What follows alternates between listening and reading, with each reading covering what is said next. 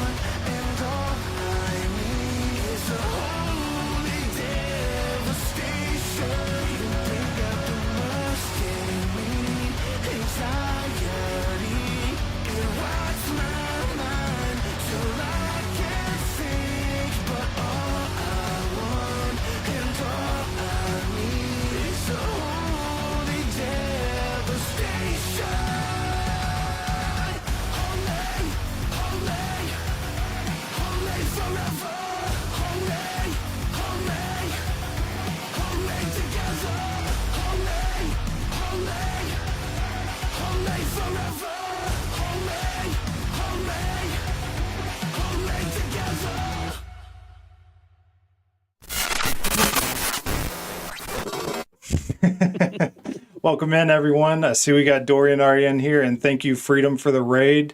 I hope you guys like the intro and you like the new layout of Campfire Talks. Welcome to the Rebuild Initiative. If you weren't here last night, we launched it during Vigilant Watch, and it's essentially for those of you that haven't heard me incessantly talking about it. I wanted to put a brand together, or not so much a brand, but just like a loose affiliation of streamers that are God focused and putting out positive content and just all around great people. Haven't really gotten the list fully together. Obviously I've made, and each one of them gets their own bot model. Like Mischief has one. His is really cool. Megan Moo's got one. I'm making one for Hernandez right now. But I got one for free. I got one for, who's the other? I made a couple of fun ones just for me. I made a T-Rex Gundam and a Mothman Gundam. But, Nerd. Obviously, I forgot about Nerd. But long story short, it's just a way for me to promote my friends. And joining us today is somebody who I hope to make another friend with. Vapin, how are you doing today, my friend? I'm doing pretty good. Thank you guys for having me. It's a pleasure to join you guys. Yeah, I've seen you around a lot, and I've never That's actually what they tell me. never actually gotten the chance to. What's up, nerd? You heard me talking about him. You did. Dude, this room got so hot so quickly. I turned off the AC. If you weren't here last night, I was sweating my butt off. Look, Nerd, I got an AC in here, but I can't turn it on during stream because it comes straight through my microphone. Uh, it it's rose about 12 degrees in the past like 10 minutes. You got an installation problem. No, it's just the house was built in the 1920s and it is muggy outside. So, and all of our That's AC always fun when you live previously, like an old house. Oh you yeah. know? I mean, it's great when the wind's blowing, but where it's just so stagnant right now. We just got through a massive rainstorm and it's about to come back around probably in the next 20 minutes. We're in severe thunderstorm warnings right now, but I can help you filter that out. Yes, please do. Because right now I am dying. But like I was saying, I've seen you around a lot and I've, interacted with you in chats, but never actually gotten a chance to, come and hang out with you. And just had, I see you on X all the time. I just had a general vibe that that's a good dude. And you're doing a lot of awesome stuff.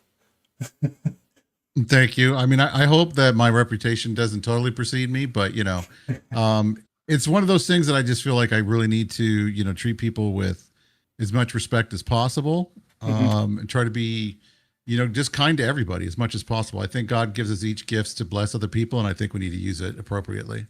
Amen to that. Really, and that's the honest to God truth. That's the way that I see it. Yeah.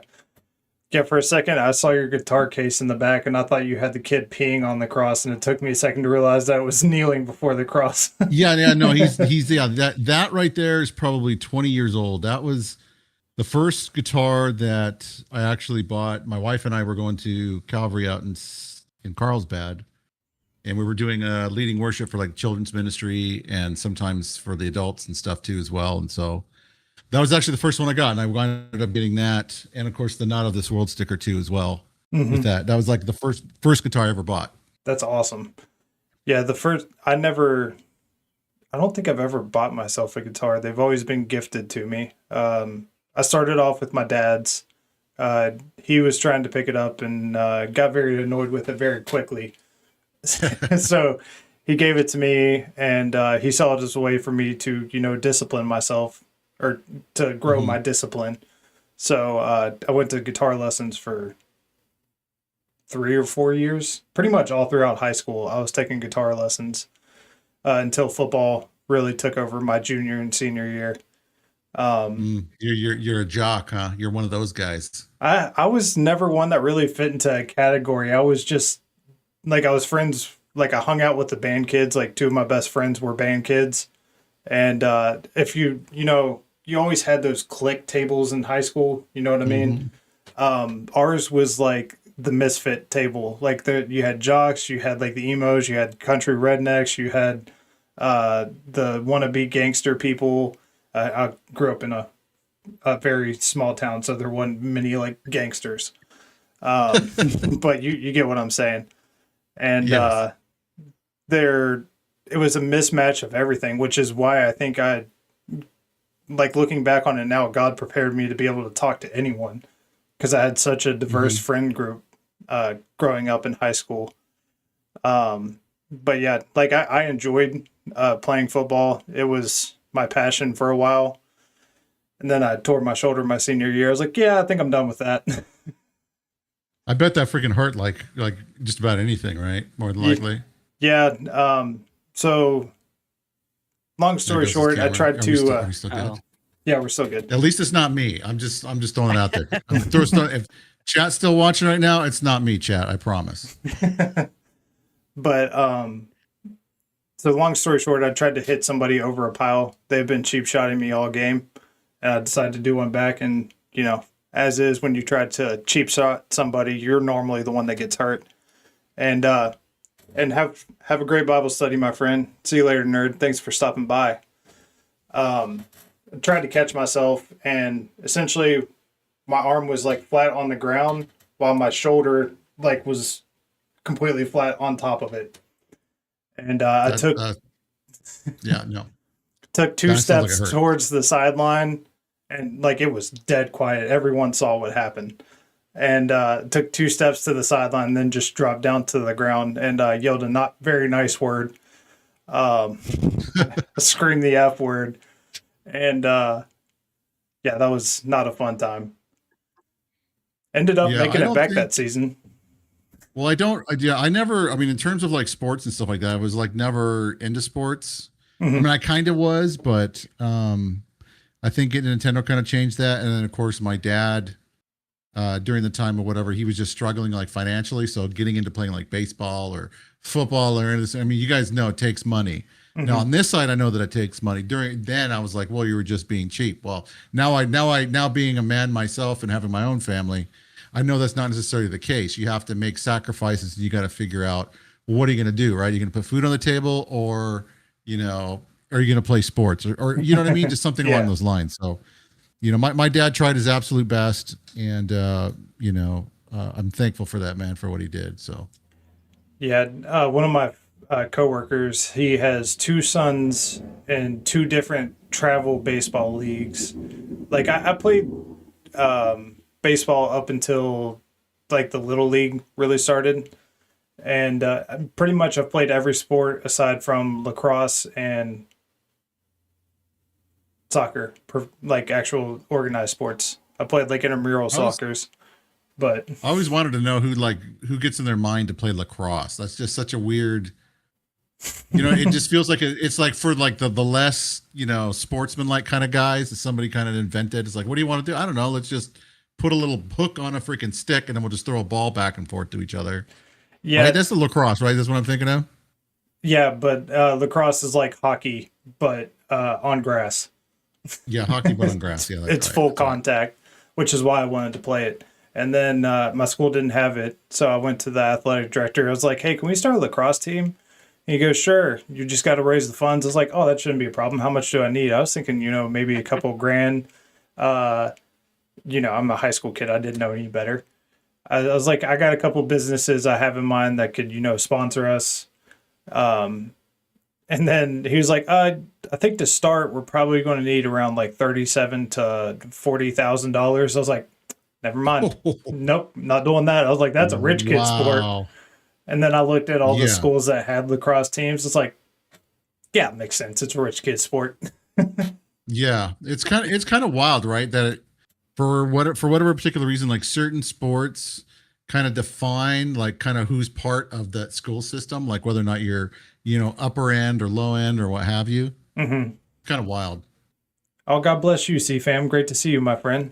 Um, but speaking of, what we did when we were young and what youngins, what was it like for young Vapin growing up? That was rather kind of difficult. I lost my grandmother around like 15, and so I kind of, as a result of that, I kind of rebelled a little bit. Hmm. Um, Long story short, like my grandmother was like a real strong Christian and stuff like that, and always, kept encouraging me to, talk to God all the time. Jesus is listening. Make sure you reach out, talk to him, stuff like that. He cares when he does. Hmm. But when I was 15 and she passed away, I got really upset at God, and I kind of went off and did my own thing for a real long time. Got into drugs and all that other kind of stuff. Surprised that I was still mentally capable of holding a conversation and doing what I do with coding and stuff like that as a result of all that stuff. Yeah. But it was just kind of like, it was just a dark time, you know what I mean? And growing up, you don't understand why certain things happen in life. Not we call, there's this whole thing of wherever side of the fence that you're on as a Christian in terms of like gifts of the spirit and of healing and stuff like that, right? Hmm. Um, not everybody can be healed, or else we'd still have the apostles walking around amongst us today. Okay. Let's just be honest. That's just the way it is, right? Hmm. There's always a time and a place for everything. There's always, as it says in the book of Psalms, that there's always a season under the sun, right? We have our life. We are born. God, in his infinite wisdom, somehow he works out our free will and his sovereign plan to basically map out our whole entire life. And we have that span. Sometimes for some of us, it's just a couple years. Sometimes it's 90 years. We don't know. And so that's why we are supposed to live each and every single day as if it's our last, as much as possible. I think being human on this side of eternity, we kind of lose track of that. And we think that tomorrow's going to be the same as today. And, it's going to be the same as last week. And a lot of times you never know what's going to happen. You do not know. And there's a ton of, videos and stuff out there that show that. So, growing up, I knew that I knew that, but at the time when I lost my grandmother, it just affected me in a way that I was really mad at God. Like, how could you, take her from me? Because there was all different kinds of stuff at home going on with my mom, and, her supposedly reliving. I don't know if you guys remember during like the 80s and in the 90s when there was that whole thing of supposedly satanic abuse, everybody was coming on like, Sally Jesse Raphael and all that other kind of stuff. And it was like, it was big, right? Everybody apparently had family that were part of a satanic occult back in the 80s and 90s. Oh yeah. The satanic panic. I know what you're talking about. Yes. And so my mom got caught up in that. And the therapist that she was going to, who was supposedly a Christian lady, and I don't know for sure. I'm not going to judge whether or not she was or not. But, she counseled my mom through this whole entire deal. And, my grandmother denied it. And my mom was like, well, you can't go see my family. You can't go see my mom, who I was really close with. That's who passed away because of this whole entire ordeal. Right. So I don't know. It was crazy. And my grandmother was kind of like the rock that kind of held it together. I still remember like the last phone call and stuff like that I had with her. So, she's like, keep talking to Jesus. He loves you. He's always there for you. He hears you. He says he loves you.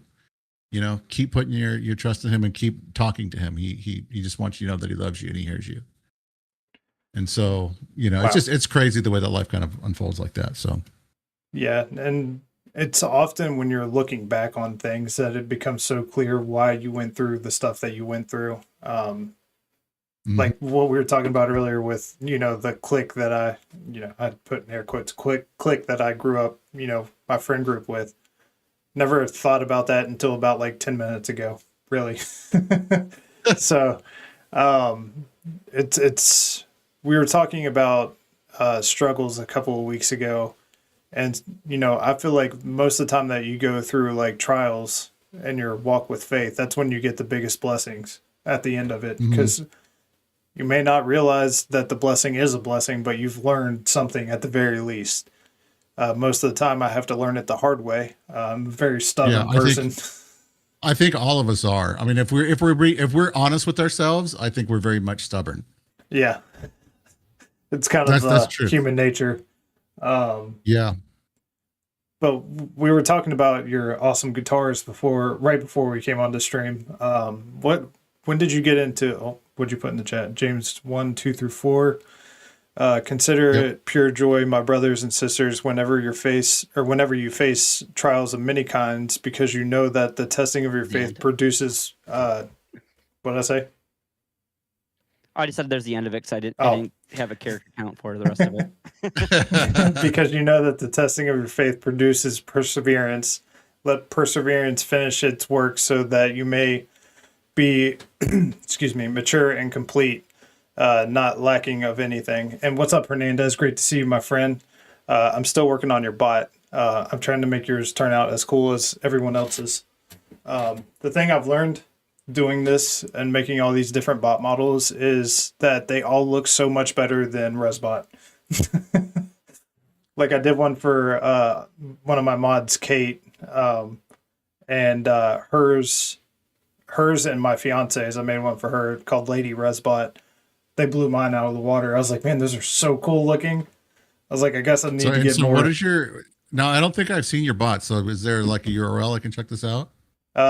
Mainly, they're in all of the transitions, but like this one is ResBot.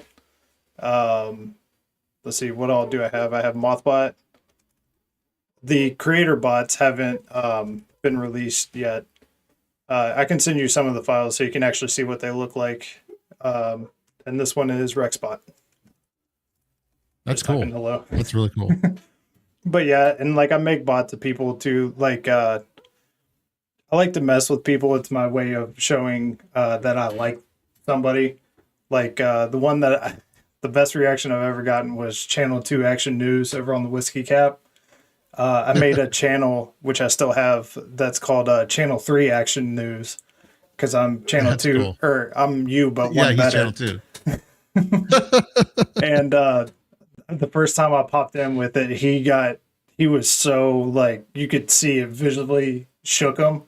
And then he like texted me, he goes, please tell me that's you, because he realized the color was the same. I was like, yeah, that's me. And he goes, oh, okay, then that's perfectly fine. He goes, once I figured out it was you, I was perfectly fine with it. That's cool. But it's just something that I like doing. Until I got into streaming, which wasn't that long ago, I really would not have considered myself a creative person. I'm an engineer by trade, so I'm very like structured in how I approach things. And then once I started streaming, just like you can ask my fiance, like I'm more focused on making things beautiful, if that makes sense. Like I've been I was always the person who's like, if it works, it works. I don't care. But ever since I got back got into streaming, I was like, I need it to look good because I want to glorify what we're trying to do here. And our mission is putting God first.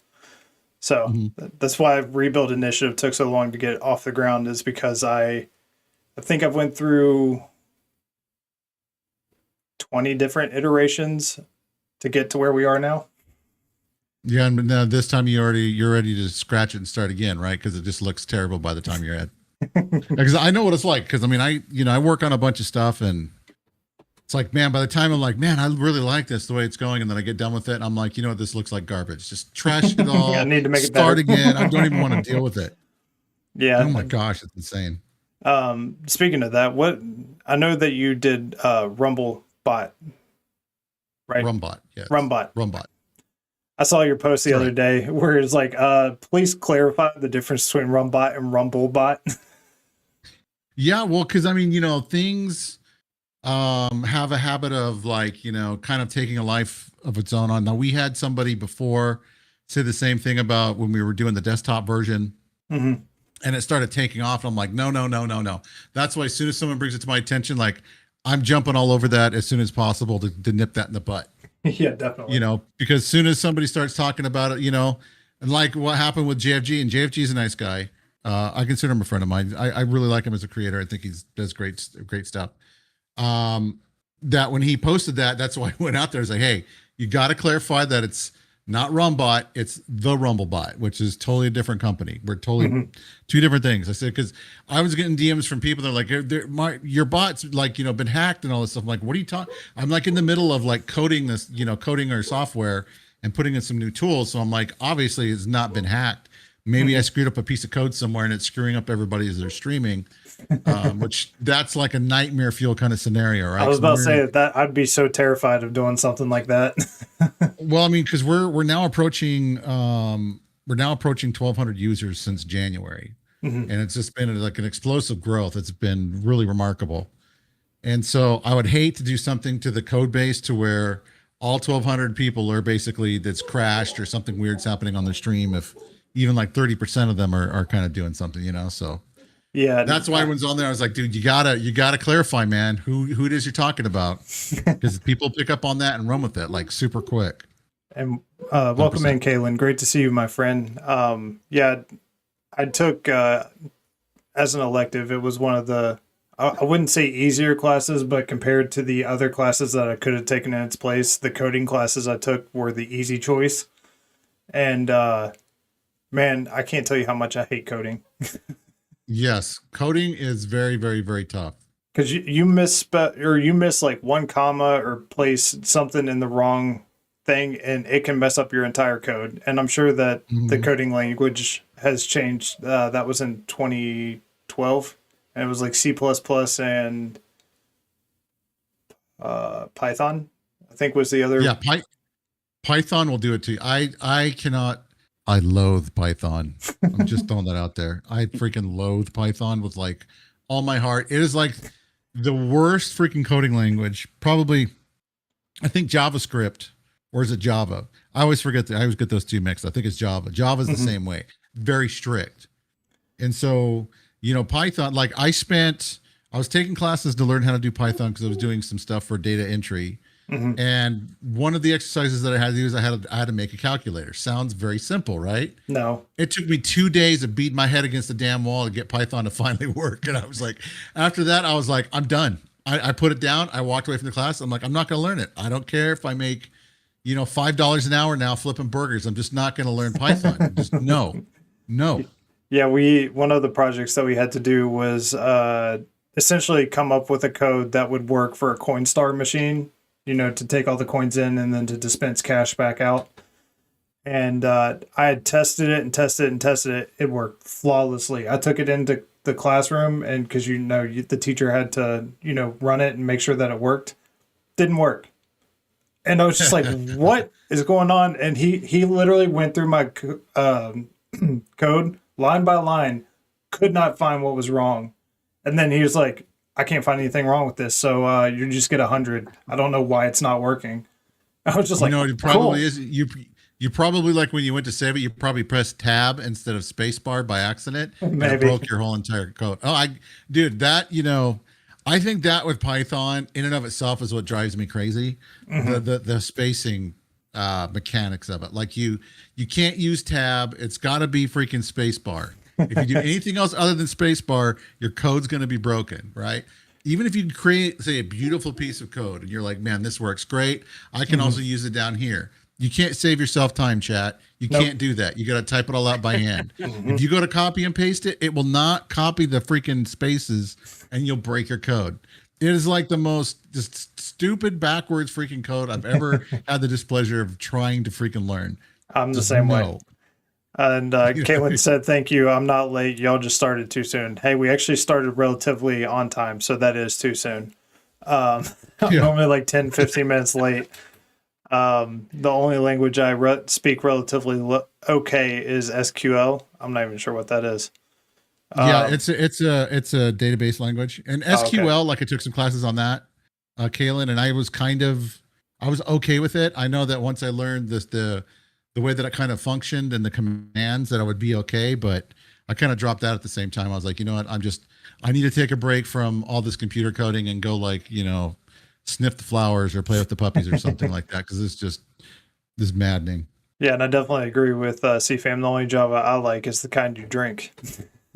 Yeah, that's true. Yeah, because I've heard Java is very, very strict, a lot like that too as well. So yeah, we had to do one project. You had 7 different rocket booster types and 5 different fuel types. Like by rocket booster types, I mean like shapes. And you had to have a program that would run fuel burn off.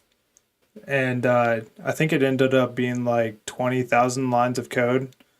It was ridiculous. And I got halfway through it. Hello there. I got like 75%. And thank you for the follow, Helmet Fire. Welcome in, my friend. And there's Mr. Helmet Fire. But I got like halfway through it. This was my freshman year, by the way. This was in, we had to program. You ever heard of MATLAB? Yes. Yeah, that's what we were programming in, and I hated it. Yeah, my sister swears. Well, I mean, of course, my sister, she does testing actually on animals. So that's literally what she does for a living. I kid you not. I'm not going to tell you where she works because she's a great girl, but yeah, just to hear her talk about some of the stuff she's got to do, it's freaking insane. Yeah, it was actually really funny because I did a mock. I was trying to get it to look the way I wanted to, but I couldn't. I'm still trying to figure out how to get it to run correctly. I was trying to do like a video of ResBot coding, like assimilating people to being bots. And I wrote out an entire code of like formatted correctly to have ResBot assimilating people. And I was just like, why did I do this to myself? Like I'm sitting there hitting space, like counting the spaces I hit to make sure they're lined up correctly. Exactly. See, that's Python's a crazy man's dream. Now there are some really cool tools I know that are out there for Python now, but I don't know, chat. I think it's just a freaking crazy man's God bless you if you're doing Python, but Caitlin why says, do that to yourself? I don't know. She says, I'm studying medical coding, and that's more convoluted than SQL. I can definitely agree with that. Oh my goodness. So we were talking about Rumbot. What else do you have going on? Well, actually, I don't even think we really dove into Rumbot. We started talking about coding. Yes. I mean, I have a lot of different stuff that's going on besides for that kind of stuff. I mean, with between family and because I do all this coding and stuff like on the side. It's a side thing for me. So on my regular job, I actually work for a local construction company, and I read blueprints and I study specs. Or sorry, I study blueprints and I read specs, which is like watching paint dry. So I'm the guy that you hate. Why, you the spec writer? Yeah, pretty much, yes. I'm a civil engineer. I'm a designer. Well, I mean, as long as your designs make sense, bro, then no, I don't hate you. But some people, yes. So like Jordan, love him to death. Remember that. Yeah, well, dude, I mean, it's like, they show like details because I work in Division 7, which is like thermal and moisture protection. So like what we do is we go in and we waterproof your building and make sure that if water does get into the subwall, that it gets out. So it doesn't ruin like your finishes and stuff, right? Get inside your house. And so when, they draw incorrect details and stuff like that, I'm like, or you try to argue with an architect. Architects are freaking the worst. I hate architects. So we can agree on that. Yeah, they act like they know everything. Make it happen. Exactly. Exactly. Yeah. And so, the whole other side tangent. Yes. Yes. And so I pretty much, that's what I do for a living normally.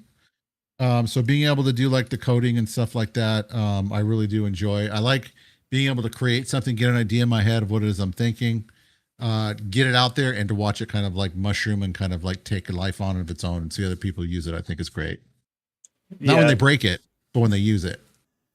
That breaking my stuff is a whole other thing, and it just makes me mad. Don't DM me. No, I'm just kidding. Yeah, people can DM me. They do it all the time. It's broken. I'm like, nothing I can do about it, bro.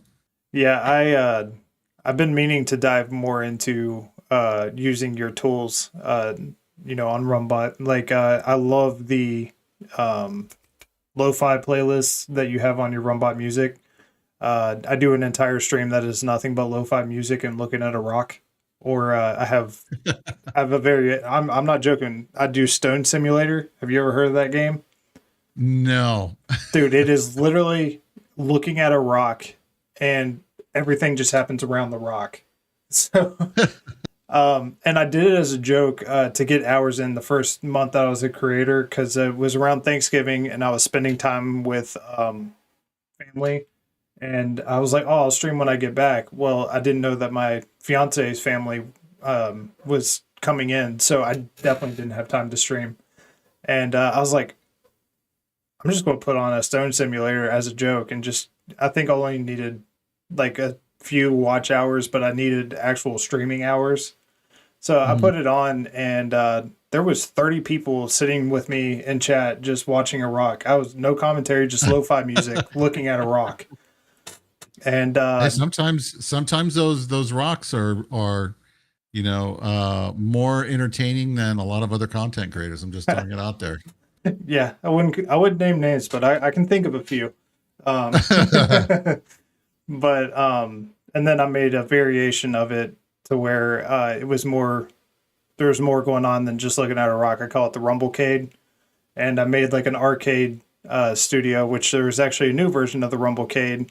And I brought in a bunch of like old 80s, 90s, and early 2000s like arcade attract screens.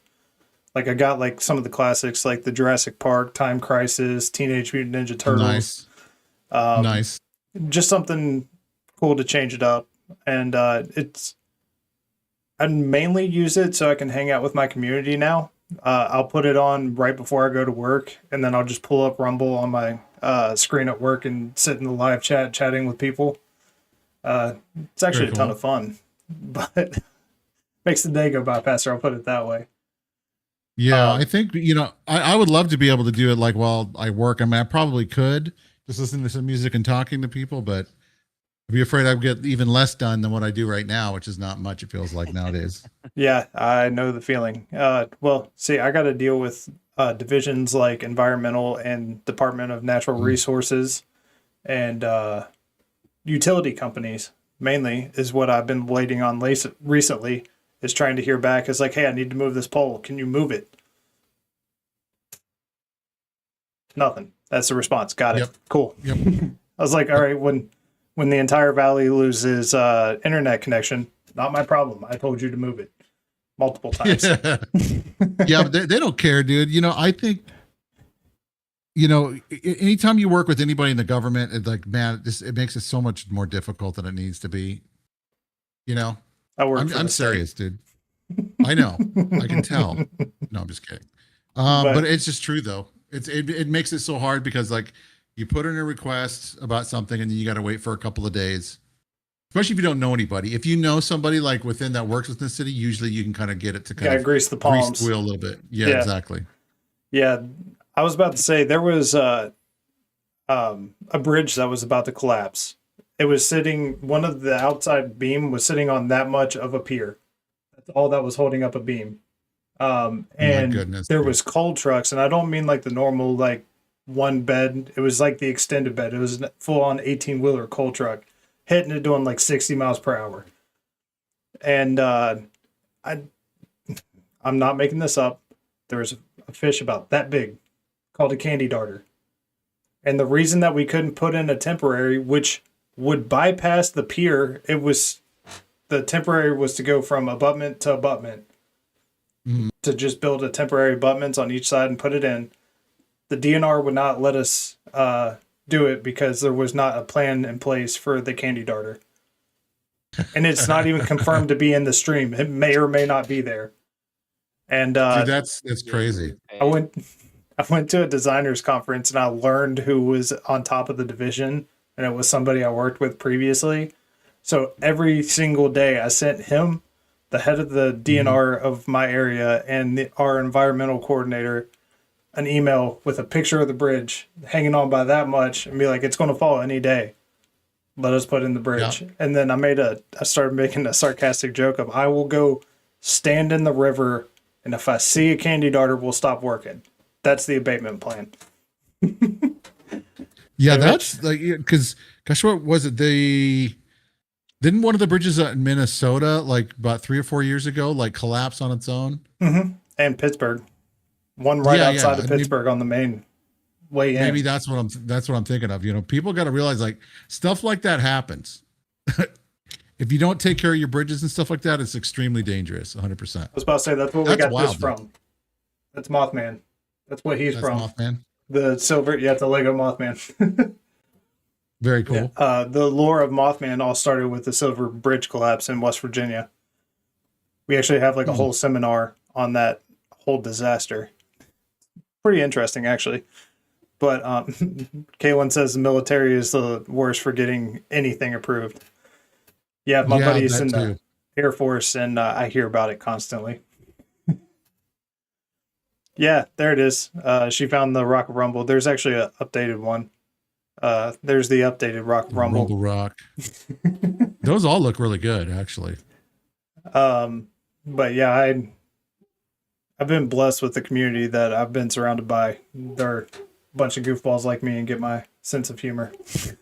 What's up, Bach? Welcome in, my friend. But so I see, I'm just like watching the thing in behind you, seeing what everything's back there.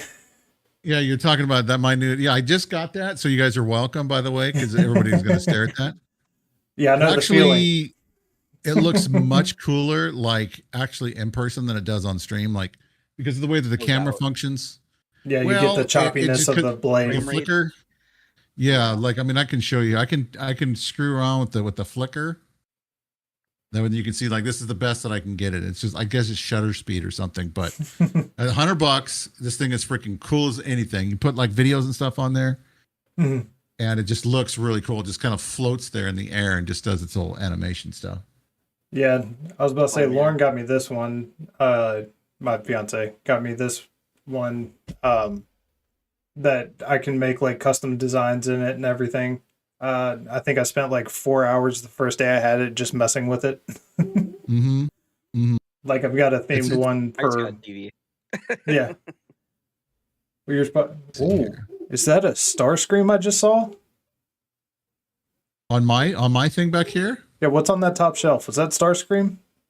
You can see that all the way there. Man, look at you looking in my Well, you room. moved. Okay, I'll show You you. moved your camera up, and I was just like, "Hold on!" I saw Did it? Starscream's Oh, face. did it? Oh, yeah. Okay, I forgot because I have OBSBot here. So let me show you.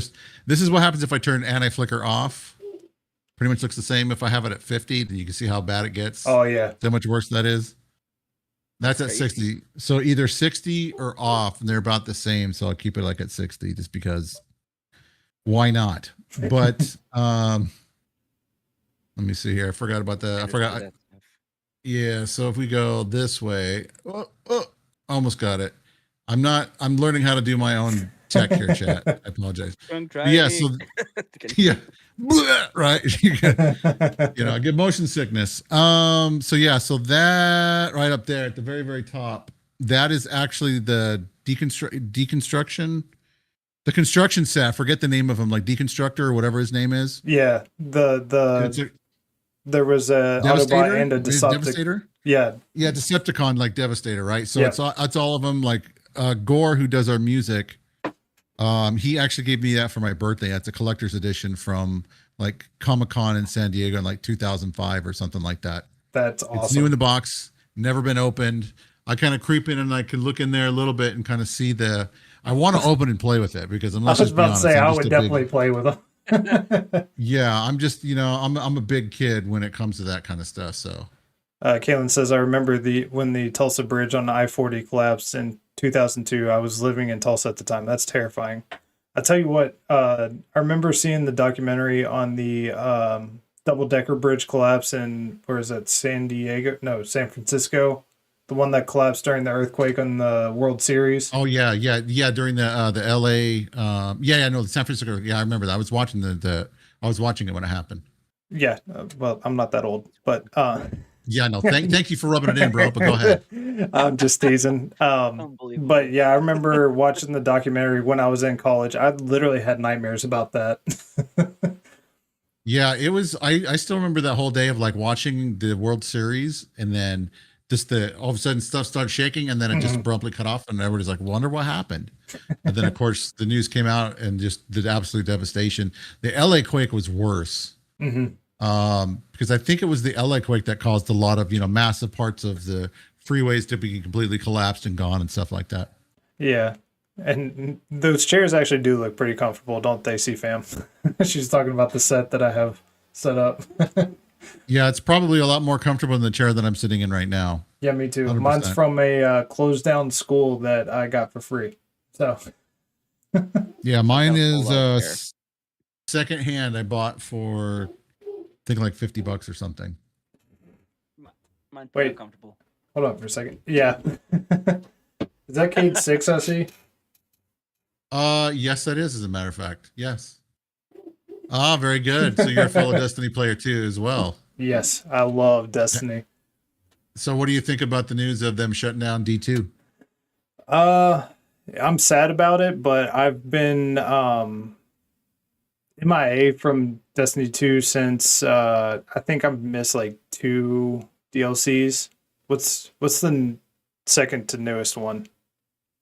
I'm gonna move my camera around here. So sorry, chat. I'm gonna make you guys all sick because I'm like, I don't know. I've always got to tweak it until I get it to where like I like it. See, what was the last couple? Like the Witch Queen was really good. I Like the last good one. Renegades is pretty good too as well because we actually got to have lightsabers from Star Wars, and they tied in a lot of Star Wars stories in with the current season, which is fantastic. I wish I would have known that. You still can get on there and do it, dude. Still live right now. But, of course, they're going to be releasing their final season, and then the end of developing anything more for Destiny 2 will be at hand, which is kind of a bum deal. And they haven't talked about doing Destiny 3 yet. There's some kind of like big thing with everybody going out and kind of, getting people to kind of sign up for them to create Destiny 3. And I'm like, if they have the same team that's writing Destiny 2 right now, it's just not going to help. So No. And CFAM asked, did you mention Carlsbad earlier? Yes, I did, CFAM. I'm originally from the Oceanside, Carlsbad area. So if you know Carlsbad, then you know Oceanside's basically you can throw a rock and hit it. So those are my old stomping grounds out there. I miss it because it was just beautiful 70-degree weather all year long. Beautiful. Right at the beach. I'll take some 70-degree weather. It is 80 degrees plus here and almost like 100% humidity. Like I feel like I'm underwater when I'm outside. Yeah, what part of the country you live in? I'm from the mountains of West Virginia. Oh, okay. Yeah, because I was thinking maybe like Houston's like really bad too as well. Oh, you're from Oceanside. Really? Imagine that, CFAM. Small world. That's absolutely incredible. Because I always tell people they're like Oceanside. Like I've never heard of that. I was like, dude, I ran all over those freaking hills. You're speaking of foreign territories to me as it comes. Yeah, it's Oceanside. Oceanside's a great city. I grew up there from the time I was basically born until about 11. Moved away to Temecula for 7 years. Went to Oregon. Then kind of jumped around. Came back. Lived in Oceanside. Met my wife there when I was like around 24. We got married shortly afterwards, and then here we are. Many years later. I was around for reel-to-reel chat. That's how old I am.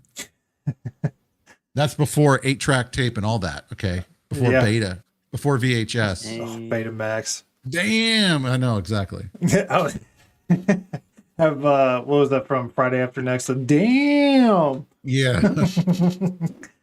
But yeah, I grew up on. I think when I came into like full consciousness, like became aware of stuff, it was VHS and 8-track going on to CD. Yeah, well, I mean, it was 8-track and then tape. Well, tape. And then after tape, then there was kind of like a thing between either CD or laser tape. I don't know if you remember laser tape. It was you saw it very few places. I know exactly what you're talking about, CFAM. I lived up off of College Boulevard. Kind of like by the drive-in over there. That's kind of like my area where I basically kind of planted my roots, so to speak, down in Oceanside. I was about to say, I can show you where I live in West Virginia, but it's not very gentlemanly. I'll leave off the northern panhandle. I live like right here. Like Virginia's right here. I'm like right here. Mm-hmm. That's cool. One of these days I'm going to get out there and visit it. I think my wife talked about moving to like North Carolina or something like that. Dude, I love North Carolina. That's where a bunch of my family lives. North and South Carolina, actually. We all used to live. What's up? Go ahead. I was about to say we all used to live near the same area, and then once we all started graduating, my cousins, everybody just kind of moved away. Well, it kind of happens that way, right? It's kind of wild because I remember like everybody in my mom's family, like everybody was really close. Then once my grandmother passed away, everyone kind of scattered. Yeah. And then same thing kind of like with my family. Everything in my immediate family, we're all pretty close, even though we were, dealing with a bunch of crap. But then I moved away, and then everyone kind of followed us here to Texas. And so most of them now are living here in the state of Texas with us. That's except awesome. for my brother-in-law. That he's about the only one that's not here, but everyone else is pretty much here. So Kaylin asks, I'm nearing 40. I remember the reel-to-reel and 8-track players. My grandfather had an 8-track player in his car. Yeah, my grandfather actually, Kaylin, he had an 8-track. He had a big 8-track player stereo that he had in his pool table room, in his entertainment room. So whenever we go up to hang out with him. Well, you say it's a player, it's a cabinet. It's an entire. Oh, yeah. Oh, yeah. I mean, it's like if you can see like the size of that table right there, right? That desk, it was at least that long. I kid you not. The thing was massive. I mean, of course, 8-track tapes were, absolutely massive too as well. But, I remember listening to like, old Johnny Cash and Tennessee Ford and stuff like that on that old 8-track player. We'd play pool in his entertainment room there. Dude, I'd kill to play some pool right now. I remember my granddad. My granddad had this house that he built, and it had this immaculate basement. It was like a 2-story basement. I've never seen that before. Like there was like a landing when you first come down with a couple of rooms, and then it went down into like a 2-story playroom. And he had like 3 or 4 pool tables, a ping pong table, pretty much anything you could think of that kids would enjoy. I mean, that's what he loved, is for all of us to gather together and hang out. And I remember my uncle was a pool shark, and he would let us get like 6 or 7 balls in, playing, normal 8-ball, and then absolutely just run the table. He loved making us feel bad, in like a loving way, but it was so much fun. But That's funny, dude. It's kind of wild, right? Isn't it? If you think about it, like a lot of people that I know that are like about my age, not to say that you are, you're obviously like 25. I'm just throwing that out there. I wish. My back tells me I'm like 60 right now, but I'm in my early 30s. But to let you know what part of Texas you're born and raised in Port Arthur. The cabinet entertainment systems with the TV. Yep, they used to be huge. They were absolutely massive. It says you built the house, and that's true. That's very true. We're in San Antonio, so South Central. Oh, then you might have first seen my rodeo friend running around. My friend's a cop down that way. Oh, really? Yeah, I Yeah. probably have seen him. I'm not going to say he's pulled me over because I don't really get pulled over, thankfully. Yeah, he's if you ever see a massive jacked white dude, that's my friend. That's a cop. I mean, There's he's lots like of massive jacked white dudes here, so. Right now he's trying to bulk up to do like actual bodybuilding competitions. At least the last time I talked to him, I need to reach back Oh, really? out. He's doing bodybuilding? Mm-hmm. He is huge. But yeah, I mean, I would imagine, dude, because it's, getting into doing like, bodybuilding and stuff like that is freaking, that's just takes dedication and lots of protein. Yeah. And lots of protein. That's awesome. Yeah, that is. Yes. I'm trying to think of, is that Texas Rodeo or something? San San Antonio. Antonio Stock and Show Rodeo. Yep. That's my first rodeo I ever got to witness. I fell in love with rodeo since then. Oh, real dude. You know what was really cool? Like literally, I'm just about right down the street from where I'm living right now. There's a rodeo that goes on every weekend, every Saturday. Oh, really? It's got a really good steakhouse, and you can go after you're done having dinner there. You can go watch the rodeo, and it's a freaking great time. That sounds awesome. It's great. But yeah, I was going to say, if you ever come out to West Virginia, hit me up. You can come visit the farm and see all the animals. I will. I mean, I'm gonna probably scream like a little girl, maybe. May In or a may good not. way or I a don't bad know. way? That all depends. Do they bite? Do they slobber? Then I'm probably in a bad way. I'm just kidding. Some do. I'd be all right. And that goes for biting. The goats will nip at you. But yeah, it's more your well, shirt. I mean, my goal, I would say one of the things I would love to do with my life is to own like a fainting goat, like a whole herd of them. I would just go out and, you get mad one day, just go out and yell at your goats. You'll feel better about your life like instantly. I did want fainting goats, and then I realized what causes them to faint, and I was like, not so fun anymore. Well, it's because they get terrified, right? Isn't that what And it is? their entire body like freezes up, and it like is actually strenuous on their body. I was like, that's not fun. Don't tell me that. Okay. Well then, thanks for making me feel bad, dude. I'm done. Thank you. My name is Vapin. Have a good night, everybody. Kaylin said I built a body once. I call her Callie. I went to the rodeo in Nevada. If you've given birth to kids, and yeah, you've definitely built bodies. The harder way, I would say. Mm-hmm. But yeah, he used to actually be a part of the strength and conditioning coaching staff at Alabama during Nick Saban's tenure. And he also did it at a couple other smaller colleges. He's been all over the place. But now actually, now that I think about it, you probably have not seen Corey. Not to name names. I'm really bad about that. But I'm coming for you, Corey. I mean, he's not appropriate here. He's a gang detective, so like that's what he covers. Yeah, he's told me some stories that will chill you to the bone. It's my wife was sent a message earlier. She's saying on the Northridge earthquake. Thank you, Derek. Northridge earthquake. Which one was that? Yeah, that was the LA Northridge earthquake. That was the one that was really, really bad with the collapse. Sorry, I accidentally clicked something on my screen, just freaked out.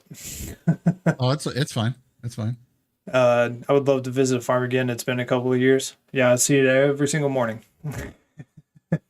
I do that as a hobby. Well, kind of. It's kind of turned into a business, but started off as a hobby What farm. like are you like selling chickens and eggs and all that other stuff or what? We got chicken, goats, sheep, pigs, horses, donkeys, geese, quail. Did I say chickens? Ducks. I'm forgetting something. Skinwalkers. We breed puppies. They're livestock guardians. I've got 4 puppies right now, actually. Livestock guardians, huh? So what are they, like the sheepdogs or something like that? Is that what They're so the original ones that we started with were Great Pyrenees, like purebreds. Hopefully, you're better bridge designing than you are with pressing buttons, Rez. Yeah, I know. And that's, you know what, Kaylin, that is a good point. That's kind of scary. I'm glad I don't know if I want to come visit West Virginia now. I don't know. If I do, it'll be like if I walk there, because I'm not going to go across any bridges. I'm going to, walk across the rivers and stuff. There was a place down, it's within our district, but not anywhere near us. Like near where I live. It's about 2 hours away from me. All back roads. It's probably crows fly. The way the crows fly, it's only like 40 miles, but back roads take forever. Mm-hmm. I had bridges have a rating system like 60 to 100 is good, or 80 to 100 is perfect, like great condition. 60 to 80 is like fair. And then once you get below that, especially once it falls below like 40, you need to replace the bridge. There were 5 bridges all on the same road, and it's a very heavily trafficked road section that were the best one I found was at 27%. The worst one being at like 10%. No. Like You'd figure they would kind of like make it a priority. You know what I mean? You'd figure. Yeah, I know, but I mean, how much money did they waste on so many other things that just make absolutely no sense? I could go on for days about that. Isn't West Virginia all back roads? No, we have 5 interstates, so not all back roads.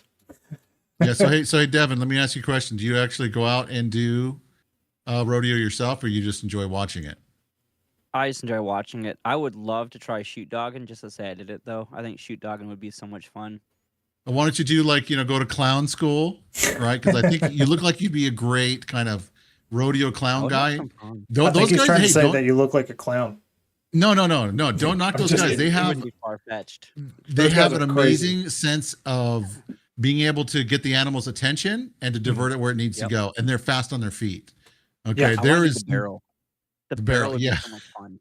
Oh my goodness! Have you seen where they put them in those big? What are those ball suits? Like it's a big inflatable ball, and then the bull comes out and nails them and flips them up through the air. That's that anymore. that'd be a little crazy, but no, I was just saying that's something I would do. Yeah, I would never do that. You know what I mean? Like, well, I've also we have a rescued wild Mustang. Like he was rescued from Nevada, and he's taken me for a ride before. I've like to get him on a halter. Like once you get him on a halter around him, perfectly fine. But he will not let you come up until you get a halter on him. So I have to lasso him. And I've gotten decent at lassoing. And I'm trying to train my other horse to let me ride. But when she's got a saddle on and everything, she's fine. But she doesn't understand what you're telling her to do. Mm-hmm. And then my horse, the one I was just talking about was Lauren's. My horse jumped on her back before and... she's taken me for a ride and bucked me off. So she's the whole thing. I've not experienced that, nor do I want to. I think I'm just a big guy. So me and horses, we're great at a distance, appreciate the horse. The beautiful animals, I'll admire from afar. Yeah. I've taken my mini donkey for a ride too. That one was by complete accident. I was trying to get a halter on him and he was between my legs and, he's tall enough to where, like, if he stands all the way up, like, I'm on my tippy toes. and he just got in his mind to take off running, and I was holding the halter, so I was just like, all right, I guess we're along for the ride. That's funny, dude. I didn't think, because I mean, donkeys are pretty slow, aren't they? No, not when they get I in thought their they mind were. to take off running. They can Huh. be, but I mean, they're not as fast as horses, but they're fast enough to where you can't catch them if you're running after them. That's interesting. And That's yes, it may look easy. It is not. It took me, we had a jailbreak. They broke through one of the panels, and it took me 2 days to get most of my horses over, and it took me 3 weeks to finally lasso Comanche or Mustang. Thankfully, he was in our neighbor's round pen, but could not get him back over here. But I'm glad I don't have to worry about that. The only thing I've got to worry about is trying to wrestle my son. That's about it. And he's stubborn like a freaking donkey too. Let me tell you that. 100%. yeah, I remember me and my dad used to wrestle all the time. And around the time he quit was, I was big into wrestling when I was younger. What do they call it? The sidewalk slam, the one that Kane used to do where you pick them up like sideways and then drop them down on their back. Dad was trying to wrestle me, like get me from behind. So I just picked him up and like slammed him on the bed. He goes, nope, I'm too old for this. And he was essentially saying like, you've definitely gotten to the point to where you can flip me over and I'm trying not to get hurt. Yeah, I think that's kind of like a natural progression of things, right? We kind of hope that our sons will kind of do that. Whether or not my son will do that, I mean, he doesn't know his own strength. Of course, he's got something called Sun syndrome. So it's a genetic disorder, but he's extremely strong. I mean, really strong. Like when he's especially mad at you or something like that, or he plays like a little bit rough. And so it's like, it's cool to see him growing up into like a little man, but at the same time, it's kind of terrifying because he's really super strong right now. You got to channel that energy. Like, ow, it hurts. Yeah, you go from ow, it hurts, like jokingly to ow, that actually hurts, quit. Yes, exactly. Oh, man. So we keep on getting sidetracked. I was going to ask you about Helix because I've been seeing a lot of posts about Helix here lately. Tell me what Helix is all about. So basically what it is it's kind of the next step in the natural evolution of Rumbot. We originally started out with Rumbot about 3 years ago when they first released the API for Rumble. Nobody wanted to do anything for the platform at all. Nobody wanted to touch it. And so it's like, well, I'm a content creator. I'm streaming here. I need a tool to give me alerts, right? And so that's why I started with my, a couple lines of code, started reading through the API. My friend was like, hey, what are you doing? I was like, oh, I'm doing this whole thing. He goes, oh, well, let me help you. And so then we just started building it together. And here we are 3 years later. And so since there's such a pushback with the Rumble platform and what people think Rumble platform is all about, we decided to go ahead and kind of rebrand between that and some issue that we had with one particular user. And we're like, we really wanted to make sure that we're protected and that we're also protecting Rumble too as well, because we appreciate Rumble as a platform. Let's just go ahead and we'll rebrand. And so that way, when people come and join, they're joining Helix. They're not joining Rumbot, which they associate with Rumble all the time. For whatever particular reason. I guess we've made that big of an impression on people that they think that somehow we work for Rumble. We don't. And so it kind of makes it difficult. And I mean, I've seen it. I've talked to people about it. I'm like, hey, this is the product. Like, for example, we've got what's called Helix Connect, right? And so what that does, that allows brands and developers to come in and meet the creators that are using the tool. So you guys can basically cover games if you guys want to cover games. There's businesses that are posting stuff on there that they want to get their product out in front of, content creators and their audiences. And so it's a place for you guys to basically come together and do business. And so as I was talking to people like at PAX East, for example, and I was like, the hardest thing that you guys have to do as a brand or developer is figure out how to contact a content creator, because they can literally spend days and hours going through the socials of Blue Sky or X and trying to figure out how to get in contact with you, right? Like if someone out there really likes your content that you guys are both doing, right? And they're like, I love to talk to these guys, but how do I get in contact with them? Well, now you come to Connect, you create your account, And then you can go through and you can look at all the different creators that are there. You can reach out to them directly. You can DM, direct message, all that stuff back and forth. And it allows you to kind of, it takes out the middleman and all that hard work to get someone's contact information, and it delivers it right into their mailbox. 100%. There's Yeah, DMs I might have and to take everything built in. advantage of that. Because that's one of the things I have to. Yeah, and so when I was telling them about all this, like, oh, cool. They're like, well, what's it called? I'm like, it's called Rumbot Connect. They're like, oh, Rumbot. And then I'm like, yeah, you know, we're basically primarily for the Rumble. Oh, they're like, oh, Rumble. And I'm like, okay, well, I see where that's going. there is really good content creators on Rumble. There just is. There's absolutely amazing content creators here, and that are brand safe and brand friendly, right? And so, you know, I just, you know, was sitting there and was like, okay, because we were kind of talking about it before. We were throwing it back and forth about whether or not we were going to do it and what kind of a name we were going to do. And so finally we arrived at the name Helix, which is kind of, you know, the DNA Helix. Mm-hmm. And because we're content creators, creation's also in our DNA. So that's kind of why we went ahead and went with Helix. That's awesome. You know, we double checked, made sure that the name was, that we could use it, and that hopefully there wouldn't be another company out there called Helix doing, you know, content creation tools and stuff. And there isn't, thankfully. And so I think we're okay. Hopefully. It's hard, dude, to come up with a name for a business nowadays. It really is. Yeah. It took us a while to get our farm name. We went through many different iterations of names, and then turned out we just ended up making a play on the location that we're in. So it's called Falling Springs, and good luck trying to find it. It's in like 7 different locations depending on what GPS you're using, and they're nowhere near each other. There was a gigantic, like, I'll tell a funny story. My friend was coming for the first time to come out to visit. He had some work stuff they had to do down here, and he wanted to stay with us.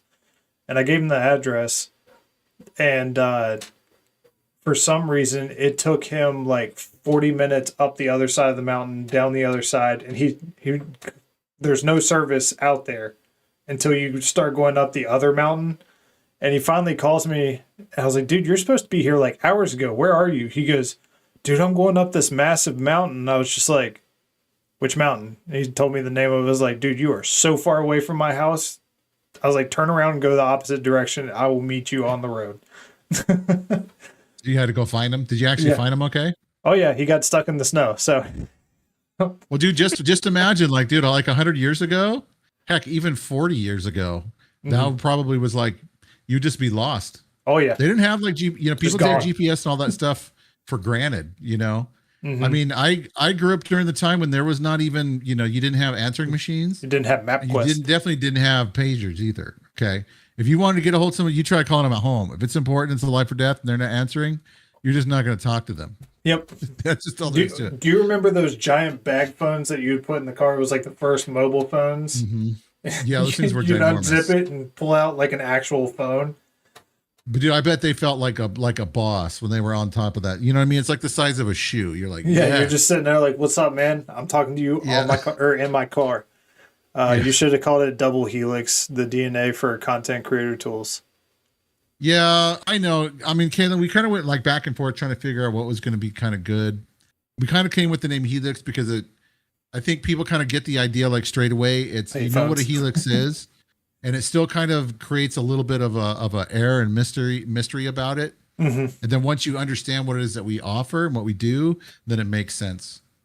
But that's also a really good double helix. To be honest with you, I didn't think about that double helix.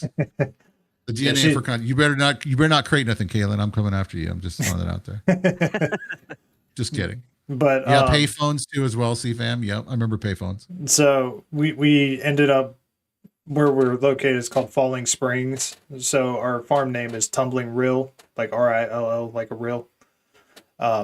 Which, looking back on it, you get like tax exempt status and stuff for like when you're buying stuff for the animals.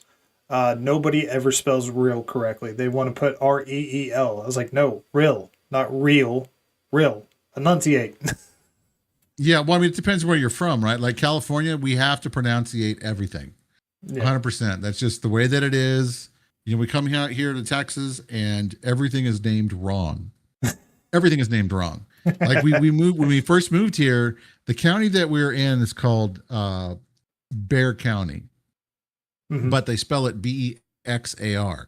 And so my wife and I, we went to go get our insurance, like, switched over or whatever. And they're like, what county are you guys in? We're like, Bexar. And she's like, no, there Bexar is no County? Bexar. I was like, it's spelled Bexr. She's like, you mean bear.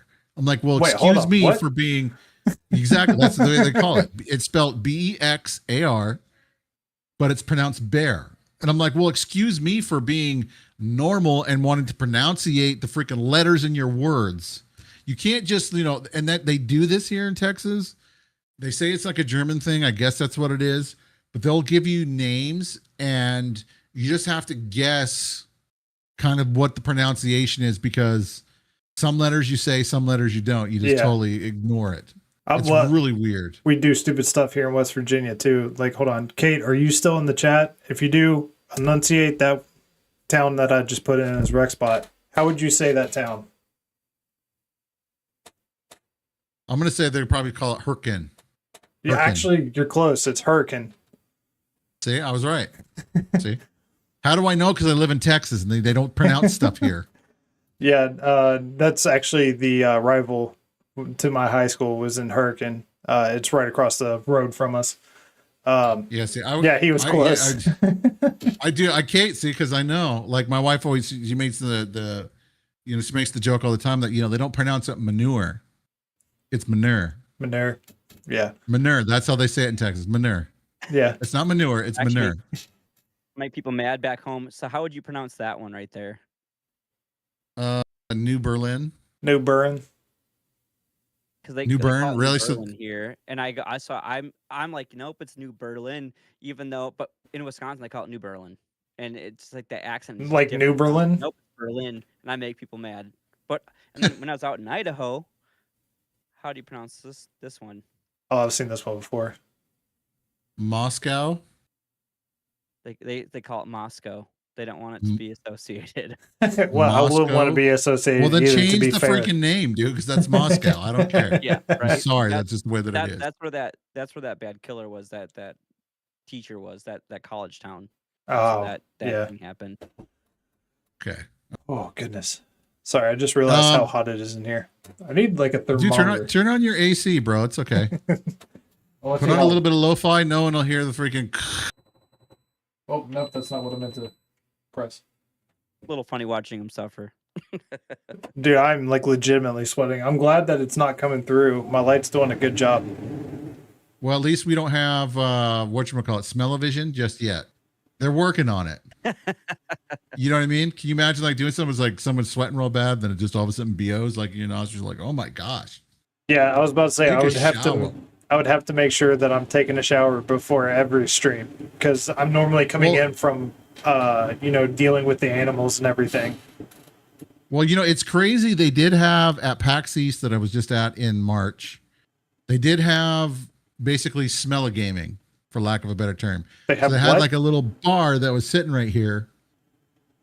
And when you were playing games that were, you were like baking or something like that, it would mix a spray of certain scents and you'd smell like you're smelling like gingerbread cookies or whatever. It was so it's like wild. The old school. Do you remember they had like the movie theater experience where they'd have like the card that you have like the scratch and sniff for like certain scenes?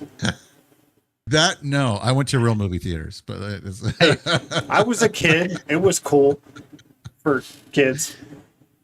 Yeah, well, dude, the only thing I remember for those kind of things was the scratch and sniff books. Those were cool. I always thought those were amazing. The smelling markers became such a thing that they made like the non-toxic ones that you could actually like smell. You're supposed to smell them. I know, because your generation were trying to eat them. Let's be honest, bro. No, we were trying to get high on Sharpies, sniffing them. I don't care how they pronounce Moscow as long as it comes with a mule. Comes with a mule. Gotta have Caitlin, just barely. I mean, it was, right around the time when the dinosaurs were dying off and modern marvels were starting to come in like a vehicle, telephone, really big. Even electricity was really big in those days. He was there when the light bulb was invented. Pretty much, yes. I'm just teasing.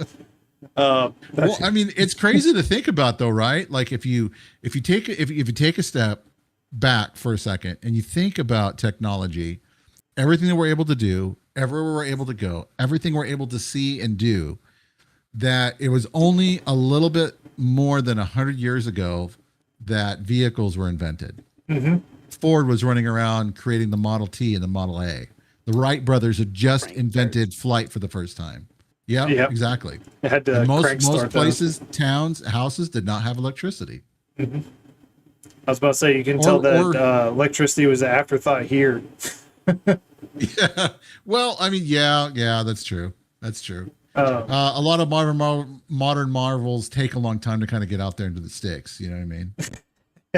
Well, I was about to say, because there are only 2-3 rooms in my entire house that has more than one outlet. Like, everything off here is running on an outlet that's in the other room. Look, Oh wow, probably doesn't help that I'm legitimately in a closet, but yeah. So Bedrock was a real city. Absolutely, Kalen. 100% Bedrock. Yep. That's his second. I knew home. Fred and Barney. They were basically on their way out. They were like 95, 96. Bam Bam was, he came upon hard times and he was kind of dealing with his own alcohol and drug problem. And now they're all just piling onto you. Kate says you had to crank your car like a wind-up toy to get it going. Yeah, that too. Yes. But it's cool. It's amazing for me because I do a lot of, I think, kind of like self-reflection a lot of times and kind of think about things a little bit more than I think a lot of other people do. And I'm just fascinated by technology and where we've come. I mean, we just got done going to the moon and back again, Yeah, I need to find this post that I was reading the other day. It was things that overlap in timelines that you would never expect. Like the Last Samurai was still around, during the middle. What was it? During the Civil War, I think. Yeah. And there was the first ever fax was sent around the same time as the Civil War. And I had to legitimately go look that up to make sure that was true. I was like, there's no way. And there's just so many things that you don't think were happening at the same time. It's hard to get that perspective until somebody puts it right in front of you and you take the time to actually look into it. Well, dude, if you want to go down this rabbit hole, and this goes for anybody in chat, go to YouTube and look up the Civil War. There's actually a voice recording of a Civil War of a Confederate soldier talking about the Civil War. Oh yeah. Yeah, Picasso died in the 70s. Thing. That's a big one. I always think that's like an ancient art form. Yeah. And so let's see. So yeah, so you can do the Civil War veteran talks about the Civil War and what it was really all about.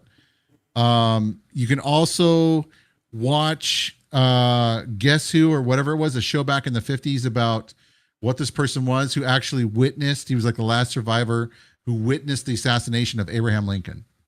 Really? Yeah. That's crazy. It's wild, dude. It's just wild. Yeah. The time of, like the Civil War, you think that's like ancient history, with the way that we've advanced in technology, but that was only not even 200 some years ago. Yeah. It's pretty wild. Especially like if you're, Bible believing Christian and stuff, and you read the book of Daniel and it talks about how in the times of the end that men will go to and fro and that knowledge will increase. Right. Mm-hmm. And it's amazing to kind of see that kind of like all happening right now. I was thinking about that as I was driving the other day. I'm like, back in the day, you didn't just get in your car and drive. Mm-hmm. You know what I mean? You basically had to have a purpose to go somewhere because it took you a long time to get there. Yeah. And now we just drive 8 miles down the road to go to the store like it's no big deal. We'll to go get a candy bar. Yeah, exactly.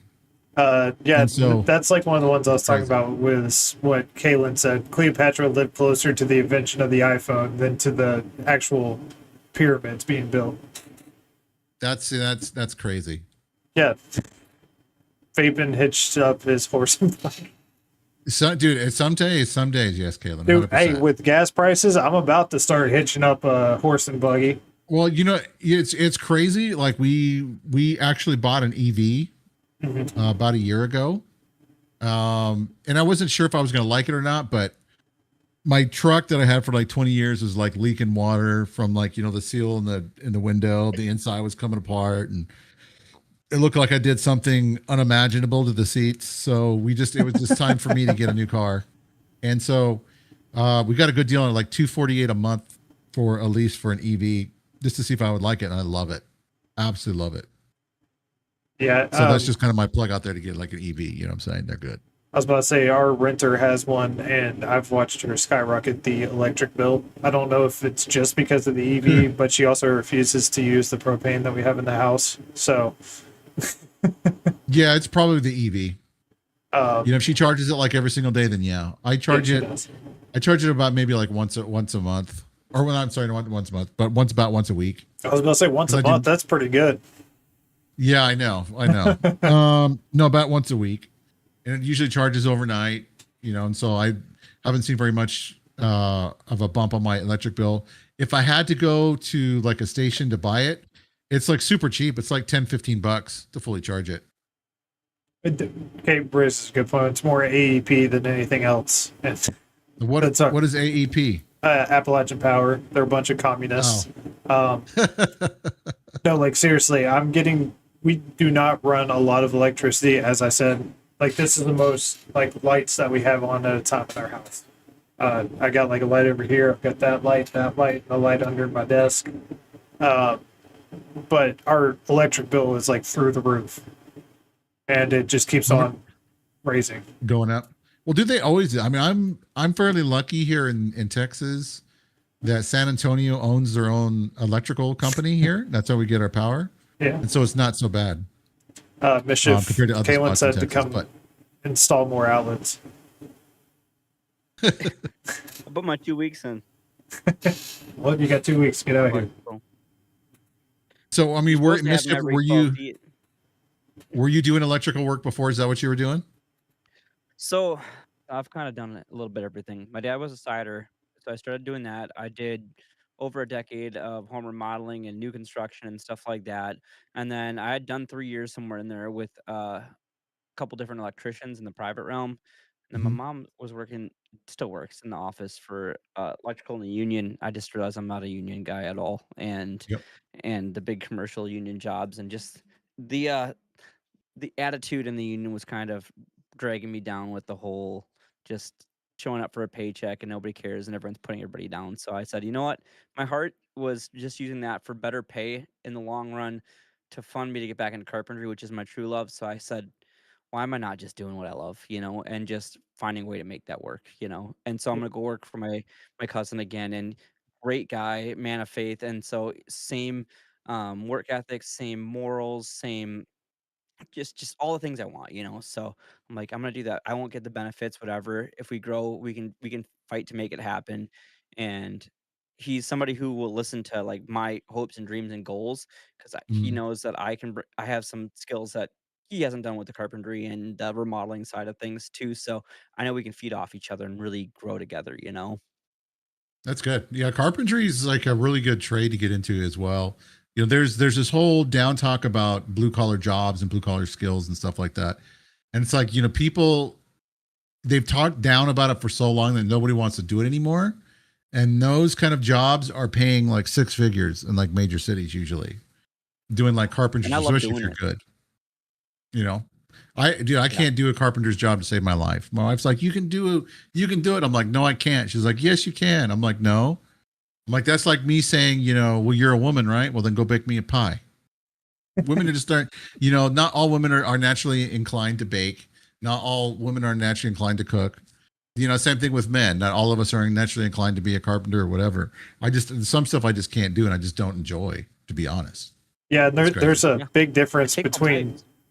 Yeah, there's a big difference between putting, like, I can put stuff together, like build a formidable structure, but to actually make it look good and work correctly, whole different set of skills. I can make it to where it will stay up and not fall. Like I do farmhouse stuff. But so what you're saying is that you build stuff that looks like it was built in like 1790, and that a big strong gust of wind's probably going to come through and kind of knock it down. Hey, we just went through a massive windstorm. Actually, we're probably still in the middle of it, and all my structures are still up, but they just don't. Like a lot I of better stuff. knock on wood, right? A lot of the stuff that we've built has actually been using offcut lumber from a local sawmill. So you can get like uh, almost a ton pallet of wood for 50, $60. They're just messed up Very cuts. cool. They're not fully dimensional lumber. Yeah, toxicity within the workforce is no good. That's something I've been dealing with. Is there's been a lot of office politicking and people, Mhm. trying to get brownie points. Like I was 5 minutes late the other day and had somebody snitch on me because I was 5 minutes late. It was like, dude, like I will stay 5 minutes over. You don't need to make a big deal about it. And it's 5 minutes. As long as it's not like all the time, then that's, if it's all the time, then that's one thing. But Yeah. every once in a while, people just need to let it go. And to be just be truly, there are some people out there that just get a kick out of trying to get somebody else into trouble, or you give them a little bit of power and it like goes to their head. I think of like HOAs in a lot of places in America, for example. I hate HOAs. I mean, we're part of an HOA here in the house we're at, but luckily they're pretty good. So far, I haven't had any like issues with them or anything. I was about to say I haven't had an HOA since I lived in my parents' house, and they hated me. Is what I learned when I got older. Which I mean, I gave them every reason to. I had two 12-inch subs in the back of my car, absolutely thumping. Yeah, that'll do it. We had That'll a curfew apparently that I broke almost consistently, and we had 5 cops that lived in my neighborhood, like just lived in there. HOA stands for Waffle. Karen's demanding more government. What's up, Waffle? I think you're Great to see spelling you. HOA wrong, Waffle Me, but good to see you, dude. But yeah, there was one night I was sneaking out to go hang out with some friends. This was in high school, and I guess Officer Dixon, which his actual name that before he changed it was Officer Dick, was going out to go on patrol, and all I heard was "Hey you," and I knew who it was. I was just like, "Nope," and took off running. He chased me for like 2 miles and ended up falling in a ditch. So never caught me. But I mean, I'm surprised considering you said you grew up in a small town, right? How'd they just not go to your parents' house and just wait for you to come home? I was fully decked out in black hoodie. I'm not stupid. You couldn't see my face. Oh, okay. Okay. All right. That makes sense. That makes sense. Which, I mean, in hindsight, I could obviously see why he was trying to chase me down because I probably looked really sketchy.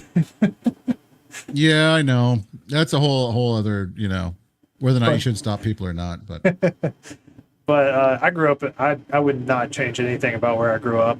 I went to a public school that prayed every single day, and continued to do so until the Department of Education specifically told us that we were not allowed to, and that was after I had graduated. yeah, they changed a lot of stuff. It's kind of crazy. Like even at the time, like when I was in school and stuff like that, we still did the Pledge of Allegiance. I don't even know if they do that anymore. We did know when they I do was that in here high in school. Texas. But they took that out. Then of course now as they continue to remove God from every aspect of our lives, things get crazier and crazier, right? Like if I go by and look at my old high school, it looks literally like penitentiary. Barbed wire, huge fences. It's insane. But that's what happens when you take God out of everyday life and you teach kids that they are made in the image of monkeys rather than the image of God. It act tweaks that their way. brain. Yeah. I mean, And- and I will throw this out there and letting everybody know right now, I am a staunch creationist, 100%. I don't believe in the theory of evolution whatsoever. Agreed. I just do not think the science actually backs up that worldview. You have to have more faith to believe in evolution than in creation. I'm sorry, that's just the way that it is. I had this conversation not too long ago. It's like, okay, so I am asking you to believe in one miracle, and that is that God created everything. That's one miracle. You're asking me, there are so many miracles for the Big Bang Theory to exist. So many things had to happen exactly the way that they did from an explosion. There are so many miracles that have to happen for us to be here right now. It's like, so what is harder to believe? One miracle or thousands? Yeah. I know. I appreciate you, Caitlin. She's like, was that in a one-room schoolhouse vaping? You know, the kind with the coal stove in the corner. I'm old, Caitlin, but come on. We had central heat. I'm just saying. That's By, you know. by that, he threw- means that the coal was in the center, not the exactly. corner. That's what I'm saying. You know, and the corner was like, you know, my parents' age. But anyway, yeah, no. I mean, God is not an author of confusion. Exactly. He's very meticulous and exact in the way that he does things, and I find it funny. You know, God he knows everything, right, from the beginning to the end. He sees, to him, time is like, he can scroll it out and he can see the ending and he can see the beginning. He can see all of it. And so I find it funny that there's certain laws in physics that the planets break. So if everything, I forget the name of it. It's like, you know, like the law of angular momentum, I think is what it's called. So if everything is something is spinning in a frictionless environment like space is, and something breaks off, then that particular item should be spinning in the same exact direction as it came off of, because there's nothing there to cause friction. It's going to keep going in the same direction. Well, you have planets in our solar system that are spinning backwards. You have planets in our solar system that are spinning from north to south. You know what I'm saying? They're spinning in all different directions. It's like God was like, well, you know, that can't happen because look what I did right here. And that's not right because here, look right here. And so, you know, same thing. They for a long time, they thought that the Old Testament, there was one king in the Old Testament they couldn't find in the ancient world. They're like, see, the Bible's incorrect. The Bible can't be trusted in its history. And then something like 10 or 20 years later, they were out digging in the middle of the desert and they came across a couple of blocks. And on the blocks happened to be the name of this king that they could never find. And so as they went through and they excavated all of it, it was a palace. And on every single brick that was inside this guy's palace was his name stamped on the brick, right? So it's almost God's like, okay, well, you're going to call me a liar? Well, here's his name here and here and here and here and here and here and here and here. You know what I mean? And so, you know, the Bible, proof. Yeah, the Bible is one of the best historical documents ever in human history, period. There's nothing that even compares to it. Nothing. 100%. Nothing. You're fine off of me. Nothing can cross-reference itself as many times over. Yep. Was it a 4,000 year period? That what you're talking about with the creation, like with the Bible, how it's. Oh written. yeah, well I mean, it covers pretty much if you really want to be, you know, from the beginning all the way to the very end too, as well. Which is why you can't have something say like the Book of Mormon or something like that. Sorry, I just bent my nail all the way backwards. Whole other theological issue. Are you all right, dude? You gonna live? Yeah, I went to put my Bible back up and I caught my thumbnail right on like the edge of my desk. Ouch. That sounds like it hurts. Yeah. But let's see here. Many authors. Yep. Yeah, well, 66 books by 40 authors across how many hundreds of years, and it all tells a cohesive story all the way through.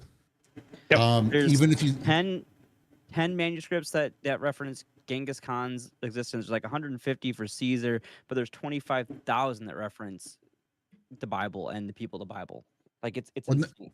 Well, not only that too, there is a really good book, and I don't have it here. It's actually downstairs in my bedroom, and I forget I'll have to get you guys the name of it, but where they kind of talk about the historical evidence for like the Bible, right? Mm-hmm. So many of the manuscripts of people say like Shakespeare. We don't know what Shakespeare really wrote. We don't even know who Shakespeare really was. But we find these manuscripts that are dated within, I forget how many hundreds of years of his life. And they're like, okay, well then it must be real. We have manuscripts that are dated to within probably about 50 years of the disciples. Right. I mean, the amount of historical evidence for the Bible being the word of God and being true and being copied faithfully is astonishing. There's no other book in human history that even compares, can even come close. 100%. Yeah. And Lee Strobel's Case for Christ, or this one. Yeah, it's a good too. Let There Be Light. Yeah, I haven't read Let There Be Light. I'll have to look into that one. Also, that one, Lee Strobel's Case for Christ. Mm-hmm. Yeah, it's a good one. Yeah. I I was about to say, like the property of physics, like from order, or from chaos, order cannot be created. Like Yeah. scientifically speaking, to a millionth of a millionth of a millionth chance, you can put your clothes. I mean, theoretically speaking, you could put your clothes into a dryer and put it on for a full cycle, and then open up the dryer, and they're all folded perfectly. Yeah, that's never gonna happen. Theoretically, that can happen, but in reality, that will never happen. So, well, I mean, dude, it's kind of like the same. And I used to debate atheists because I did the talk show that I did was that I did it. I guess it was an apologetic show where we do something called Skypecast, and so we'd create a room and then we bring up people to talk and debate. So I would debate all different kinds of people about different things, defending the Christian faith. And the thing that I remember talking to one atheist about, and I was like, look, let me ask you a question. I said, you guys believe that, all this stuff happened, that, that the earth was a rocky substance, and then it rained on the rocks for millions of years, and then we outcrawled life and all this other stuff. If the beginning of the earth only had hydrogen, where did you get oxygen? How could you have water without oxygen? Yeah. They're like, the comets. I'm like, yeah. They're like, there you go. I'm like, so you're telling me a comet the size of the earth for that much water? Because I mean, newsflash to everybody out there: the earth is covered by 70% water. Okay, and it's a lot of water. Okay, it is a lot of water. That somehow something big enough to carry that much water struck Earth and didn't destroy the planet. Theoretically impossible. Yes. I'm like, no. I'm like, well, what about the other planets that are in their solar system that are spinning the wrong way? They're like, a comet. I'm like, yeah. They're like, there you go. I'm like, so you're telling me something that's going to be big enough to hit a planet to force it to go into a different direction spin didn't destroy the planet. I'm like, what kind of Kool-Aid are you drinking? You can sit there, they can sit there and they can say that we have faith and that we believe, in the God of the gap theory. And that's fine. I believe that. God said it there, it's done. Okay. I don't have to understand it to fully believe it. But don't call what I believe faith and a silly superstition. And you guys have the same exact thing, except far worse. It takes far more faith to believe that nothing created everything, came from something as small as a dot on the period of an end of a page, and just here we go. It's all right here. You're telling me no. that one of the first laws of physics, matter cannot be created nor destroyed, all came from that? You can't even see it like that? Yeah. Doubt. Exactly. Nothing else in life works like that. No. Nothing. Is that correct? Kate says Shakespeare was illiterate. He didn't write his stuff. A prominent member of the De Vere family. I don't even know how to say that. In France, it's possible, Kate. See, that's the whole thing. We don't know, and the amount of manuscripts we have, they all conflict with each other. And I forget. It's like within a couple hundred years of his life or something like that. We really don't know, but we assume a lot about it, and we teach it like it's fact. It's the same thing about if you ever hear a scientist talk about theory of evolution or dinosaurs or whatever, right? And I believe dinosaurs existed. Don't say that I don't think that dinosaurs did. But anytime that they talk about it, they'll talk about it like, well, we don't know. And then they'll give you a whole 3-hour lecture on how it happened. It's like, well, wait a minute. Do you not know or do you know? Because you're telling me one side of your mouth that you don't know, but then you're telling me for the next 3 hours, this is exactly how it happened. Not crazy. Dragons, yes. You've upset Rexbot. Wolfamid also says atheism is not the knowledge that God does not exist, but only that the wish that he did not. And the order, and this is from Bishop Fulton J. Sheen, quoted by Wolfamid. In the order that one with sin, or one could sin without reproach or exalt one's ego without challenge, the pillars upon which atheism mounts are sensuality and pride. Yeah, there was, I forget who it was. Thanks for that, Waffle. Someone was asking like the atheists, I forget which one they were asking, like, well, if there was proof, would you do it? And he's like, well, no, we wouldn't do that. Even if there was proof, they wouldn't, because the Bible and what God calls us to do to repentance and stuff like that goes against men's morals. right? That It they're calls us mores, to what they humble want to do. ourselves. Exactly. And so because they don't want to, they don't care. No amount of evidence will ever convince them otherwise. It has to be, and I don't know exactly how God does. I think that's why there's that kind of mystery. What is it? It's mysterious, right? The act of salvation. It's kind of like a I don't want to say mystical because it sounds terrible. I get what you're saying. There's like a air to it. But yeah, because there's beautiful chemistry that God's will and my free will kind of somehow coexist and kind of mingle and come together. I don't know how he does it. And that's why I think there's a mystery in salvation. You know, I kind of like Chuck Missler where he said, you know, he asked if he believed in predestination. He said, yes. He said, do you believe in free will? He said, yes. He said, it's kind of like the way that he envisioned it was, and I kind of agree with him, is that you're walking along this road, right? Having your own free will. Then you see a door. It says, you know, all who may enter. And so you go through the door. And then on the other side of the door, it says, known from the foundations of the earth, right? Because you've walked through the door, you believe in the truth. And so God somehow mingles those two together. And, you know, it's never by anything that we have done to be saved. It's always through the work of Christ on the cross, everything that God did. He has a preeminence in all of it, period. But how he kind of merges those two together, I don't know. And that's kind of the beauty and the mystery of salvation, I think. You know? Yeah. Some people kind of go a little bit, you can be a Calvinist and be so hard-hearted that, you know, that God just treats you like a robot and he just puts it in you and then you just do what you're going to do. Or you can be an Arminianist and you can be like, well, the God's out there and he just can't do anything. I'm like, no, because if you read the book of Jeremiah, you kind of see that both of those kind of conflicts in God's heart, how he's kind of dealing with it, right? When he's dealing with Israel and he's telling Jeremiah, he goes, go and talk to these people. They're not going to listen to you. They're stiff-necked and hard-hearted. And I'm going to destroy them. That's what he says. I'm going to wipe them out. So Jeremiah goes and he said, well, perhaps I should relent. Perhaps I was too hard. Go and tell them that I love them and that I want to, you know what I mean? And so you see that kind of how God kind of works that out. I don't know, but it's not my job to figure it out. My job is just to believe, have faith, and entrust. That's it. That's what we're called to do. And it's our job to inform people of the gospel. It's not our job to make them believe it. That's the Holy Spirit. You just have to give them the information, and the Holy Spirit, if it is within them, will take over.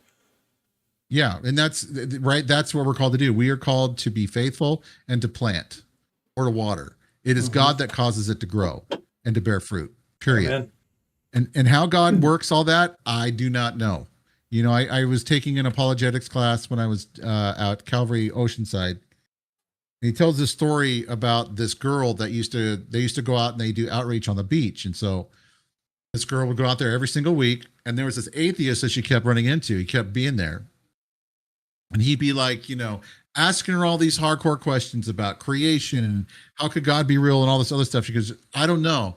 She just started repeating, for God so loved the world that he gave his only begotten son, right? John 3:16, the most famous thing, which I think 3:17 is actually a little bit better if you do both together. But anyway, so she would do that every single time she saw him, like every single week. And it got into him so much that eventually he was going home and he was dreaming about that verse over and over and over and over and over and over and over and over in his head. That was just pounding away. And he wound up getting saved as a result of it. He wound up professing his faith in Christ. Beautiful. And God used that girl, super simple message, to drive it home, and it changed the man's heart. So our job is just to show up and do it. You never know what actual part of you witnessing to something or to somebody is what actually convicts them to give their life to Christ. Or CFAM, 100%, Calvary Oceanside. Yep. Pastor Mike, and then of course Pastor Ralph was there before he had to step down because of bad stuff he did, but then we won't talk about that. But man, we flew through 2 hours. It feels like we just started. I know. I was about to say, did you have any dinner? Sorry. Go ahead. You're fine. You're gonna have dinner? Is that what you said? Me and this lady at dinner were talking. I went down to the bar and grill, and I was getting tacos for Taco Tuesday, and we were talking to a friend of mine. She's like, well, I believe that there's something divine that created the world, you know, there's a God or something, is it what his words were, because he's like, this all can't be by chance. He's like, I don't know if it's Christian God or whatever. And then I asked him, or she asked him, and I kind of chimed in with it too. She goes, would you wager? Would you place a bet of like maybe your life, or maybe all that you own, at least, on that there's a creator? And he's like, I can't say with certainty. And so she said it, and then I said it, and she said, it doesn't matter who said it first, but we were both on the same page. I said, I will without a doubt wager that there's a creator for the whole world, and that the one that I follow, the Christian God, is the one. I would wager my life, the whole world, the universe. I would happily wager all of you on that. I would confidently wager it, and that is the difference in that faith. Oh, Pastor Dan. I think Dan was a pastor. I think I know what you're talking about, CFAM. I think I know who you're talking about because Mike was there for a while too. But yeah, I think the thing that strikes me, the difference between, say, the Christian God and all the other religions out there in the world, and 100%, Christianity and Jesus, they're the only ones where God reached out to man because there was no other way that we could be saved. 100%. Every other religion that is out there, you have to work. Maybe you're going to be good enough. Maybe perhaps you're going to make it. If you just do enough good deeds, it'll outweigh your bad deeds. But the Bible doesn't say that. The Bible says that we were all born in sin. We were all born in captivity. And that God, who loved us, sent his only son to come to earth as a man to experience life, what we experience, because he cares that much, and then to sacrifice himself through the most grueling death that humanity has just about ever invented. It is the most grueling one that's ever happened. Okay. And he did this willingly. When Jesus was before Pilate, he said, I could command the legions of angels to come and protect me, and it would be done with, right? But he said, I'm not, I'm here to do my Father's will. That's what he said throughout the whole entire process. And he did it because he loved us. For the joy set before him, it says that he endured the cross. And that is like, if you study crucifixion and what happens to a man or woman that got crucified, it gives you a different perspective on it, 100%. When you look at, I think that's why, like, even though I know Jim Caviezel and Mel Gibson and their theology is a little bit kind of what I would consider to be a little bit off base a little bit because of Catholicism. But the way that Mel Gibson portrayed the crucifixion of Christ was very, very, very, I mean, I left that movie just weeping, because I was doing some studying around that time in terms of, the crucifixion and stuff like that. And I forget, there's like some books written on it. And, I listened to a lecture by a doctor that was talking about what Christ was going through when he said, I thirst. Why was he, thirsting? When they put the crown of thorns on his head. I mean, the whole 9 yards, you guys. It's very eye-opening, and it's gut-wrenching, and you're going to be like, there is no way that someone would go through all this who could not, he had to have been God, and his love is just incredible, right? Yeah. And then you think of the disciples that all of them, I think the only one that lived an old life was John. Correct. All the rest of them got brutally murdered. A lot of them got crucified, allegedly upside down. Yes. And I say allegedly because it's kind of hazy for a couple. Yes. And so, there's a realness to the story. Jesus of Nazareth, Jesus, son of Joseph, or Tourette's, is is the one of the only historical figures who have had more books written about him, more songs sung about him, more people arguing over than any other man in human history. Jesus of Nazareth completely changed the world, 100%. And if you do a study of just that alone, I mean that is absolutely incredible. But the truth of the matter is, when if you're out there and you don't know, it's hard for us as Christians to explain to you what it's like. It's like trying to explain the color blue to someone born blind. Yeah. Right. You can't do it. I mean, just try it. You can't. It's blue. It's a I don't know. relationship. I got nothing. Well, I mean, yeah, I mean, it's a relationship unlike any other. I know God is as real and Jesus is as real as the next, as the breath that I'm breathing. I can't see it, but I know it's there. Mhm. It's wild to me. It's the whole story about who Jesus is, the crucifixion, the raising from the dead, and the way that the world radically changed as a result of this one man who was born lowly in stature, is it's absolutely incredible. The difference between Christianity and any other religion on earth, you can't even hold a candle to it at all. No.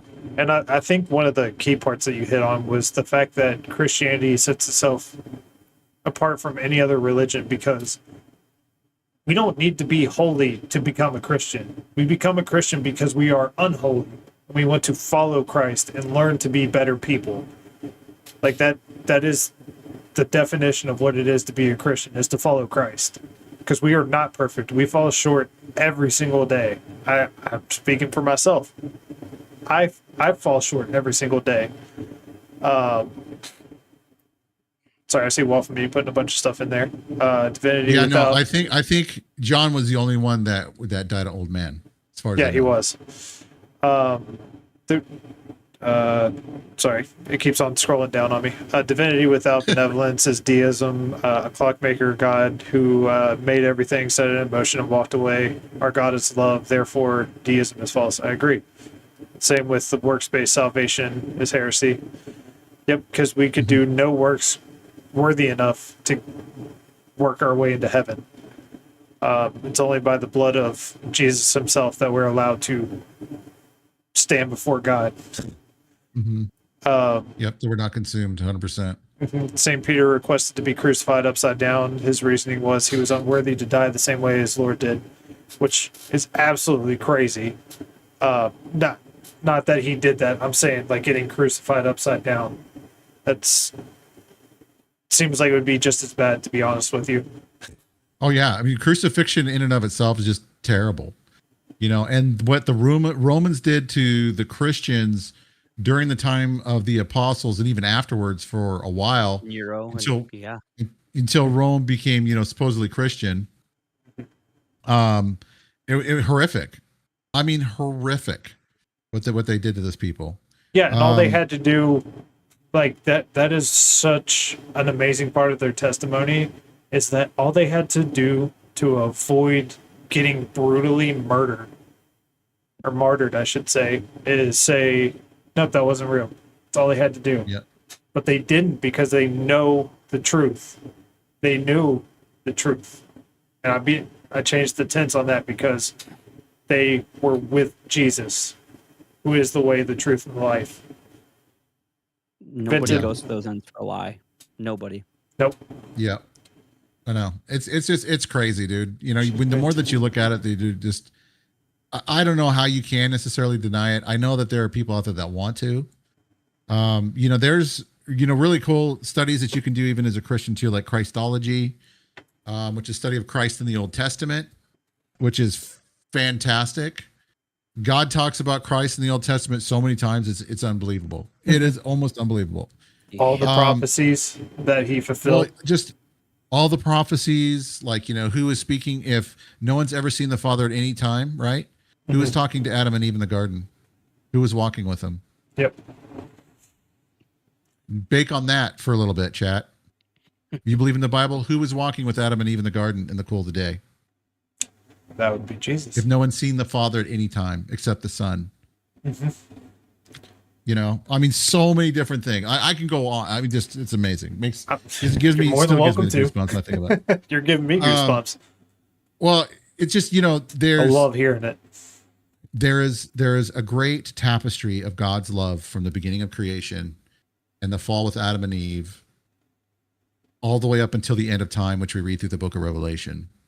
We can, I happen to be a pre-trib. That's where I nail my theology. I believe that we'll be taken out before the tribulation. I believe scripture backs that up. I believe that, God's not going to, beat his bride before he takes her home. But there's a beautiful story all the way through the Bible. And, some of my favorite passages are at the very end 2, where it says that, he creates the new Jerusalem that comes down, that God's going to be with them. And then he says that he's going to wipe away every tear from our eyes, right? There'll be no more death. So we have that whole thing in the beginning, all the way up into the end, when God knows everything that we've gone through and we struggled with and that we fought against. And that brings me so much hope, chat. It really does. The fact that I know that he understands my plight. He has been there as a man. He sacrificed himself and went through horrific death for me. That he wants me to go to him and be like, I screwed up, Lord. I'm really sorry. And I do it a lot. If you guys, and I want to just throw that out there. I do screw up a lot. And so we all apologize. Do. Nobody's perfect. But yes, I mean, I love the fact that, the Bible is just this beautiful love story, almost to me, kind of that he knows my beginning and he knows my end. And my job is just to trust in his finished work and to enjoy him throughout my life as much as possible, as much as humanly possible, It's beautiful. I love that. CFAM says in the furnace as well with Daniel's friends. Yeah, exactly. CFAM. That's another one too. Fourth man in the fire. Or if you look up the Malach of Yahweh, which is the angel of the Lord in the Old Testament too, look at the way that he talks about himself. He talks about himself in the first person, and he talks as he's God. It's all different kinds of stuff, like Abraham and stuff like that. Who did Abraham break bread with when he was called Abram? Mm-hmm. Bake on that for a little while. Christology, good stuff. I'll have to look into that. That actually, I meant to ask, what is Styx? I just saw it pop up behind you. Oh, Styx, that's a new social media platform by Helmet Fire. Okay. So it's like, if you guys enjoy gaming and stuff like that, then Styx is totally for you. It's basically a social media site. Yeah. Well, I mean, what's nice that there's no politics. Now, if politics happens to touch on the subject of gaming, that's fine. But the whole focus is more so gaming related than it is anything else, which is kind of a nice breath of fresh air. You can just get on there and talk about gaming or read about gaming, and it's good. All right, I'm sold. So go ahead and check it out. I'll definitely check that out.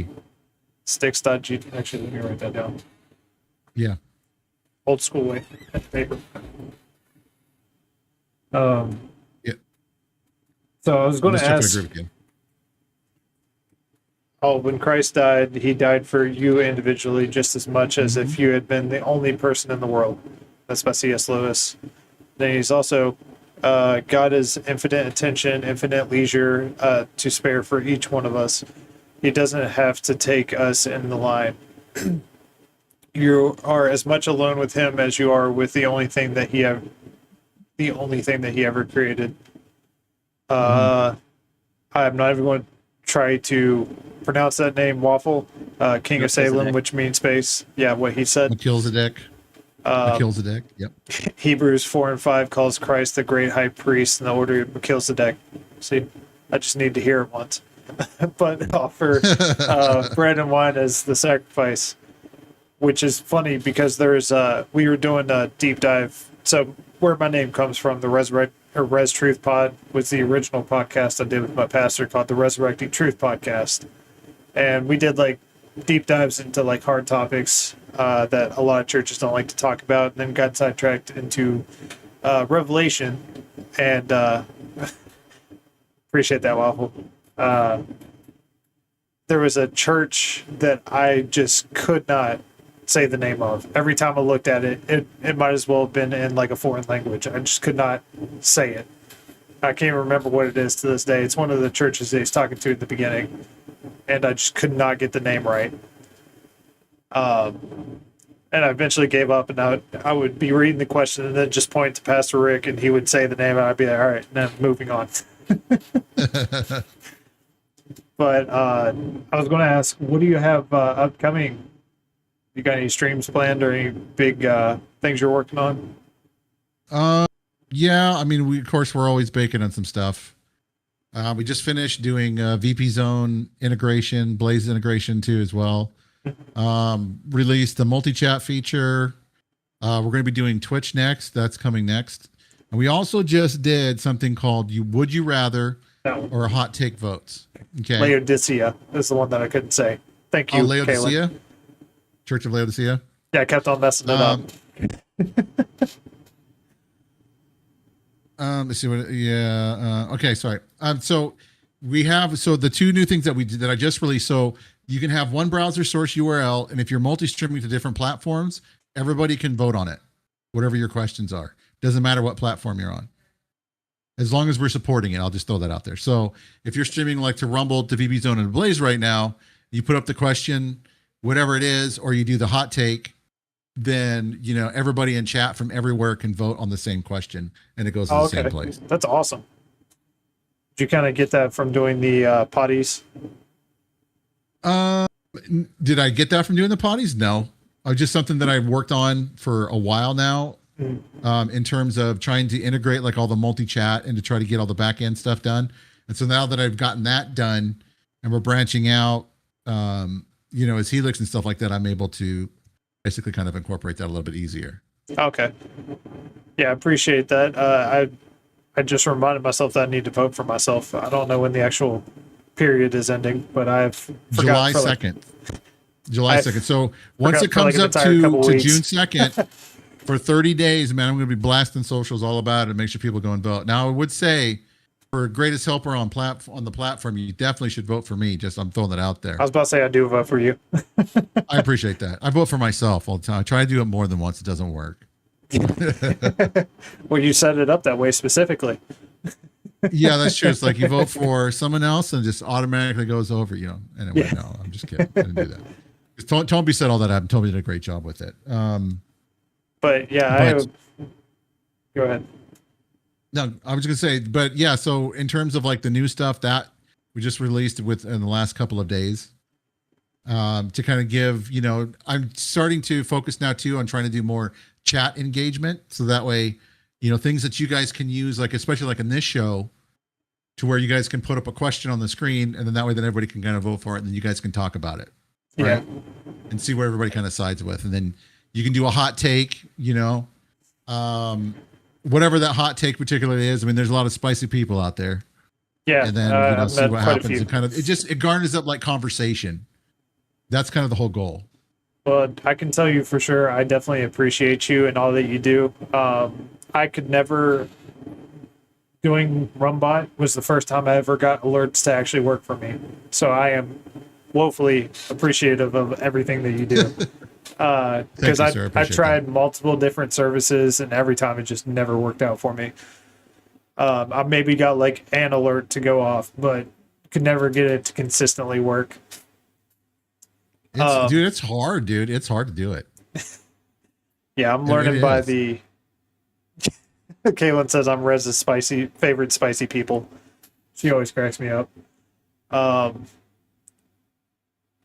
But I forgot. Do you have a normal streaming schedule? I need to actually start paying attention more. It feels like the last month I've been so busy I haven't been able to pull my head out of the ground. Oh, dude, tell me about it. Usually my normal streaming schedule is Monday, Wednesdays, and Fridays. And then on Sunday nights, I do a show with Ray. This is the Ray Gaming. We do a show called Tools of the Tray. Yeah, Ray's a great guy. And so Ray might be coming on next month again. That's good. That's good. Ray is great to talk to. He is such a great co-host because he's just naturally, gifted with gab, so to speak. Yeah, we have a whole lost episode. It was like one of our first guests was Ray, and Rumble Studio messed up. It was in the era where it would mess up your live stream and just have people waiting, but you could still watch the live stream. So there was like 20 some people that got to see it, and then it never came out. So it's lost the time. Yeah, so he is great. So yeah, so that's kind of the time. Usually with the Monday through Friday, Monday, Wednesday, Friday, usually between 7 and 7:30 Central Time. It kind of depends on the family. And then Sunday nights we do it at 8 p.m. Central Standard Time. Oh, well, I was about to say, if you want to continue, we can keep on talking because we got a raid coming. That's totally fine. We can keep talking if you guys want. I'm always here to talk. Let me ask you guys a question. What are your thoughts on like the Book of Revelation, tribulation, all that other kind of fun stuff? The end times, your eschatology. Well, first off, let me say, Whiskey Cap, I appreciate you for the raid, my friends. We were just talking about the potties, actually. I Yeah, we need to. were. I was putting out good. I was putting out good word out there, Whiskey. 100. Well, percent he said some bad things, You said you had to but vote for me only, but other than that, but appreciate you. I hope you all had an amazing stream as always. What's up, Leslie and Homesteader Nick? Welcome in. I was about to say I did a whole deep dive into Revelation because we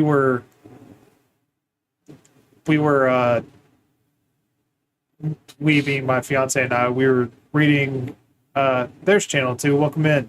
I'm sure Channel 3 is floating around here somewhere. Uh, but we were reading Revelation, and I was just like, there's so much not ideology. What's the word I'm looking for? Um, like metaphors, but grander. hmm I think part of it with John and him trying to write what he's seeing. He's seeing things, and he's trying to describe things that haven't been invented yet. It's like the same thing with like dinosaurs, right? I know Waffle Meat talked about it earlier. Dragons, right? Yeah. The word dinosaur wasn't invented until 1849 or like 1848, somewhere around then. So people before then had much different words for those kind of things. Yep. And but I was struggling with what everything meant. You know what I mean? Like it's very easy to read the base words and then just be like, I'm so lost. And so essentially, sorry, I was responding back to Channel 2. I mean, Channel 3 was responding back to Channel 2. But I was having all these questions with my pastor. I was like, I just need to sit down and we're just going to do an episode where we talk about it. So, yeah, this is, we're talking about the Bible. But, so long story short, my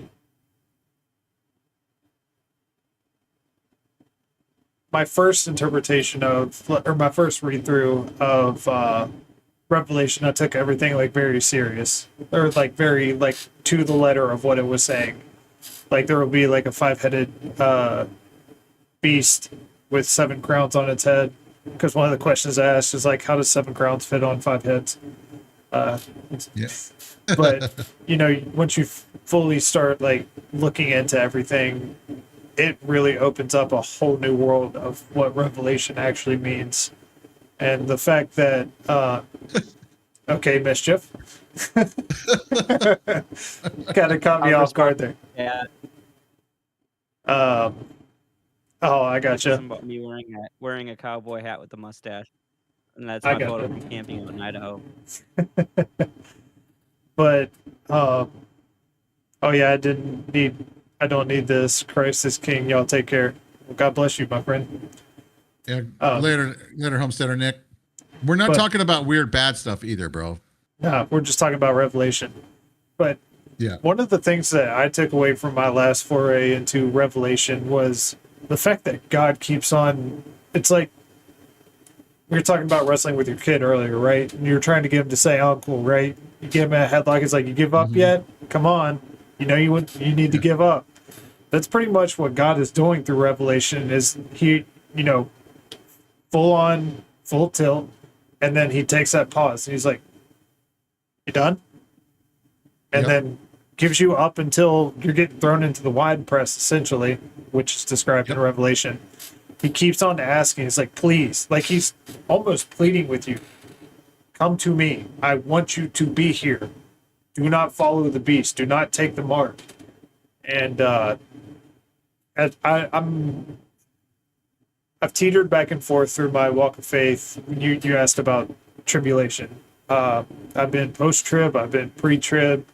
I've never really. Some people have tried to explain like mid-trib, but that's never. I still don't fully get behind it. But I think I'm a pre-trib. I don't know why, if you're a believer, and we went through this long suffering of and by long suffering I mean like daily life. Why God would put us through an extra step. But not only that, I think that there's also the whole thing of There's always a sense of, of expectancy of his return at any moment, not to be sleeping when he shows up. Always. Oh, I was going to say, Mischief, what's your opinions? I got to go grab some water. I don't 100% like homesteader. touching on Revelation because I don't feel qualified. I don't feel well read on it, so I don't want to like misquote it and stuff like that. Is kind of my take, but I know bits and pieces of it because I don't want to be caught off guard, and I need to do my diligence and read better on it just because I want to be even more well equipped for that. But I know that God has told me everything that I need for my salvation, and so if I stay rooted in that, I whether it's pre or post trib, that I have everything that I need to stay rooted in Him through that and through the faith that He has gifted me, and so any time that I can be in the Word is just going to equip me more for anything leading up to my end of days or the world's end of days. And that's kind of the stance that I take. And anything that I can do by being in the Word to learn it better, or at least have an idea of what it says, so that when it comes up, I would go, oh, this is probably what it was talking about, and that can be my indicator light. That's kind of my stance on how I take Revelations. That's kind of my approach right now from where I'm at in my walk. Well, I think it's kind of like what my friend, and I kind of agree with him. He's a pan tribber. Doesn't really matter. He goes, it'll wash out, all pan out in the end. And I'm like, that's okay, man. You can be wrong. We can talk about it on the way up. It's no big deal. Be like, see, I told you. No, but anyway, I mean, I think that the book of Revelation is a fantastic book, and there's a special blessing for reading and knowing. Right? That's what it says. There's a special blessing for the Christian that reads and understands the time, because the time draws near. And so I think that's kind of the key to the whole book. And what I mean by that is that for us on this side of the events in the book of Revelation, we can only we can see it kind of darkly, right? It's like we're looking through like a glass. We can see on the other side, but things look kind of distorted, not really crystal clear. The believers that are going to be going through the time of the Revelation that it describes, they're going to know exactly what they're reading. They're going to be seeing it with their own eyes in front of them. Yeah. Whole different ball of wax, whole different story. And so, that I think is also true, in terms of not being a saint. But not only that, if you happen to be, and there will be people that do come to faith during that time that will refuse to take the mark, they're going to be killed. And the amount of devastation that's happening on the planet is something that has never before been seen historically. Jesus said that unless those days were cut short, except for the sake of the elect, right, nothing would be left. No life, nobody would survive. So having a book when everything is going, and I'm talking about, right out of the gate, the four riders of right, the four horsemen of the apocalypse, right? How much of the world's population dies at the beginning, right? Like, it's like 25% or something crazy like that, right? It's a third, and then with the forget which seal it is, another third, and then a half of a city, which is metaphorical, so it really doesn't quantify when it's talking about I just forgot the name of the city, Babylon. The great whore, right? Yeah. But you're going to have, city will be wiped out. Yeah, so within the first four riders, you have like 25% of the Earth's population being wiped out, right? Kalen said to clue in what you all were talking about me when I was gone. Yeah, that's yeah. Thank you, Kalen. Don't worry, you're getting coal for Christmas. I promise. Too bad I could hear you all the whole time. I do like the pain, too. That's funny. So, do you guys remember the real bad earthquake they had in China, not in recent time, in like the last 10 years? Yeah. There was so many people that died, right? That they said that the smell of death was in the air. And that's just one particular small little area. Imagine we have over 8 billion people on the planet. 25% of the Earth's population is like 2 billion people. Like that. There's not going to be enough places to store all the bodies. Nope. So just the smell of death that will be carried on the air, you're not going to be able to get the smell of death out of your nostrils, right? So when you have a book like of Revelation, what's that? Oh, I've heard horror stories about that smell too. So I'm like, oh. Yeah. So, I mean, I don't want to be here. I don't think any of us are going to want to be here. No, We can talk definitely don't want about to be it here if we leave during otherwise on the way Revelation. up, I promise. But you can, I think that the book of Revelation, also for the Christian or the person that's coming to faith during that time, it's going to be a book of great comfort, as strange as that sounds. Because while the world is completely falling apart around them, a whole new government is taking shape. The rider on the white horse, who's, the false king of the world, is forcing everybody to get small and great, rich and poor, to get a number, to buy or sell, to do any of those kind of things in the world. You're going to be able to go to the book of Revelation. You'll be able to read, okay, this is what's happening, and it's going to bring you great comfort. Especially the ending. Yeah, exactly. Especially the ending, right? Yep. But that way, then that like all these things are not just a happenstance, or it's not global warming, or it's not an alien invasion that has come and like taken, however many people from the earth. It's just crazy. So all that to say, I believe the book of Revelation is a great, beautiful book. It's great to study and it's great to read. There's a special blessing for those that read it and understand it, for, Jesus says, for the time is near. Our job is just to try to, tell people like, hey, you don't want to be here when this happens, and just to, be blessed by it, and to see that God knows everything from the beginning and also from the end. And he wraps up all of the human history, and, Bob's your uncle, and we don't have to worry about death anymore. Yeah, that was actually funny. So growing up, I'm glad that you brought up Revelation. Growing up, my church would always go through series, and whenever we would talk about Revelation, we would get up right to the point of the rapture, right? And we would just move and switch to a new series. And I was like you, I went wayward for quite a while, and on pure happenstance, I met a pastor while running a coffee. I started a coffee company with some friends, and we were running a booth at the Renaissance Fair, and I was dressed up like Death. I was an executioner, and he came by. He loves coffee, so we had a really good long conversation. And then he just kept on showing up and, inviting me to church. And I was like, you know what? I'm going to go to church. And I was like, I've been away from the church for a long time. I never stopped believing, but I lost faith in like the brick and mortar church. Long story short, my church that I grew up in blew up into a mega church, and I literally felt the Holy Spirit leave the church. Like you could feel it go away. It wasn't the same. And I show up to church, and the first sermon that he's preaching on is the parts of Revelation I've never heard of. Like I've, read it through Bible studies and stuff, but never heard somebody preach in the churches that I grew up in that I can remember. I'll preface with that. Because I wasn't always the best paying attention, but it just captivated me, and I was like, oh, this is like new information to me. Hold on. I thought I knew a good bit, but just the stuff that I was hearing, I was like, okay, hold on, now I'm hooked. Started doing deep dives, and that's where the podcast came from, and then somehow we ended up here. I had people tell me that I need to stream over and over again, so I was like, I don't know. Well, it's good. You never know. Like when to be honest, that when I first got started doing content creation, I actually did an online Christian radio station. That's what I did. Mm-hmm. And so, I did a show like once a week for like 3 hours. So I talked about, news in light of, Bible and everything else and all the stuff they were doing with like Obamacare, all that other kind of crap that was going on during that time.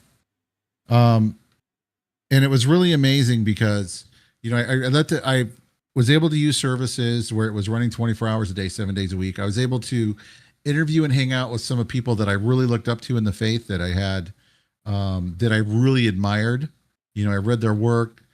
They were, top notch. I became friends with a lot of them, which is absolutely incredible. It's one of like the joys of my life that, I was able to do that,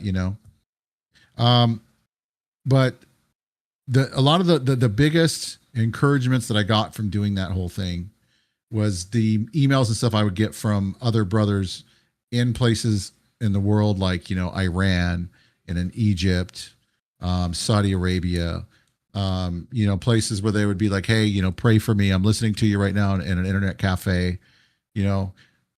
So glad Iran too as well. Got a lot of believers from Iran as well. That's amazing. They were able to listen to the Bible studies and stuff like that in the programs because, me, a little rinky dinky little radio station called Voice of Truth Radio that was online, broadcasting all over the world, was able to get through all their filters because no one knew who I was. So, it was real encouraging to be like, hey, my dad found out that I'm a Christian. My life is in danger. Please pray for me. Keep up the great work. I appreciate this. Stuff like that. You're like, man, you never know what kind of impact you're going to have when you put yourself out there and you kind of just do what you believe God has called you to do. Mm-hmm. And he will make his way abundantly clear, and he will bless you in ways that just are mind boggling, that doesn't make any sense whatsoever to anybody outside of it. It's hard to put it into words, but there's a beauty and a blessing walking the path that God has put before you. And there's a beauty and blessing knowing that you're on that path. You know what I'm saying? Like, I agree. Weird. It's wild. Well, that was like, we were joking about the Rock of Rumble earlier. We're just watching a rock. Well, the other day I had somebody come in. They're like, hey, you have no idea how much I needed this, just a calm space to come hang out with people I know and to get away. And stuff like that, it like literally chokes me up.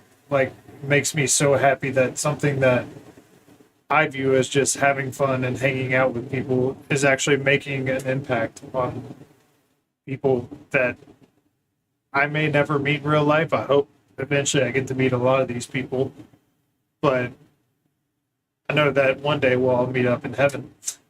Yep, I know. That for sure. And it'll all be a thing of the past. Yep. Trust me, I have questions that I want to ask God.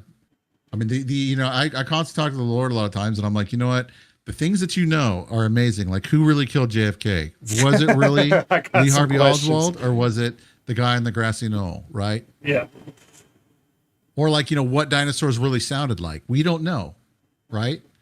It's funny because science, like, for as great as science is, they are so like off base in some of their assumptions about stuff that, I mean, it's like, thing to like double check too as well. It's wild too that, the way that the earth was before the flood with Noah, it was totally different than what we know, because they can go back and they can do the pockets of the oxygen and stuff like that in the amber. The oxygen was richer, right? And so you had these huge animals, dinosaurs, tiny little nostrils. If they tried to breathe in with how much oxygen we have in our atmosphere now, they would literally catch on fire from the friction because they're so small. It's like trying to drink a hot cup of coffee in a stir stick. Yeah.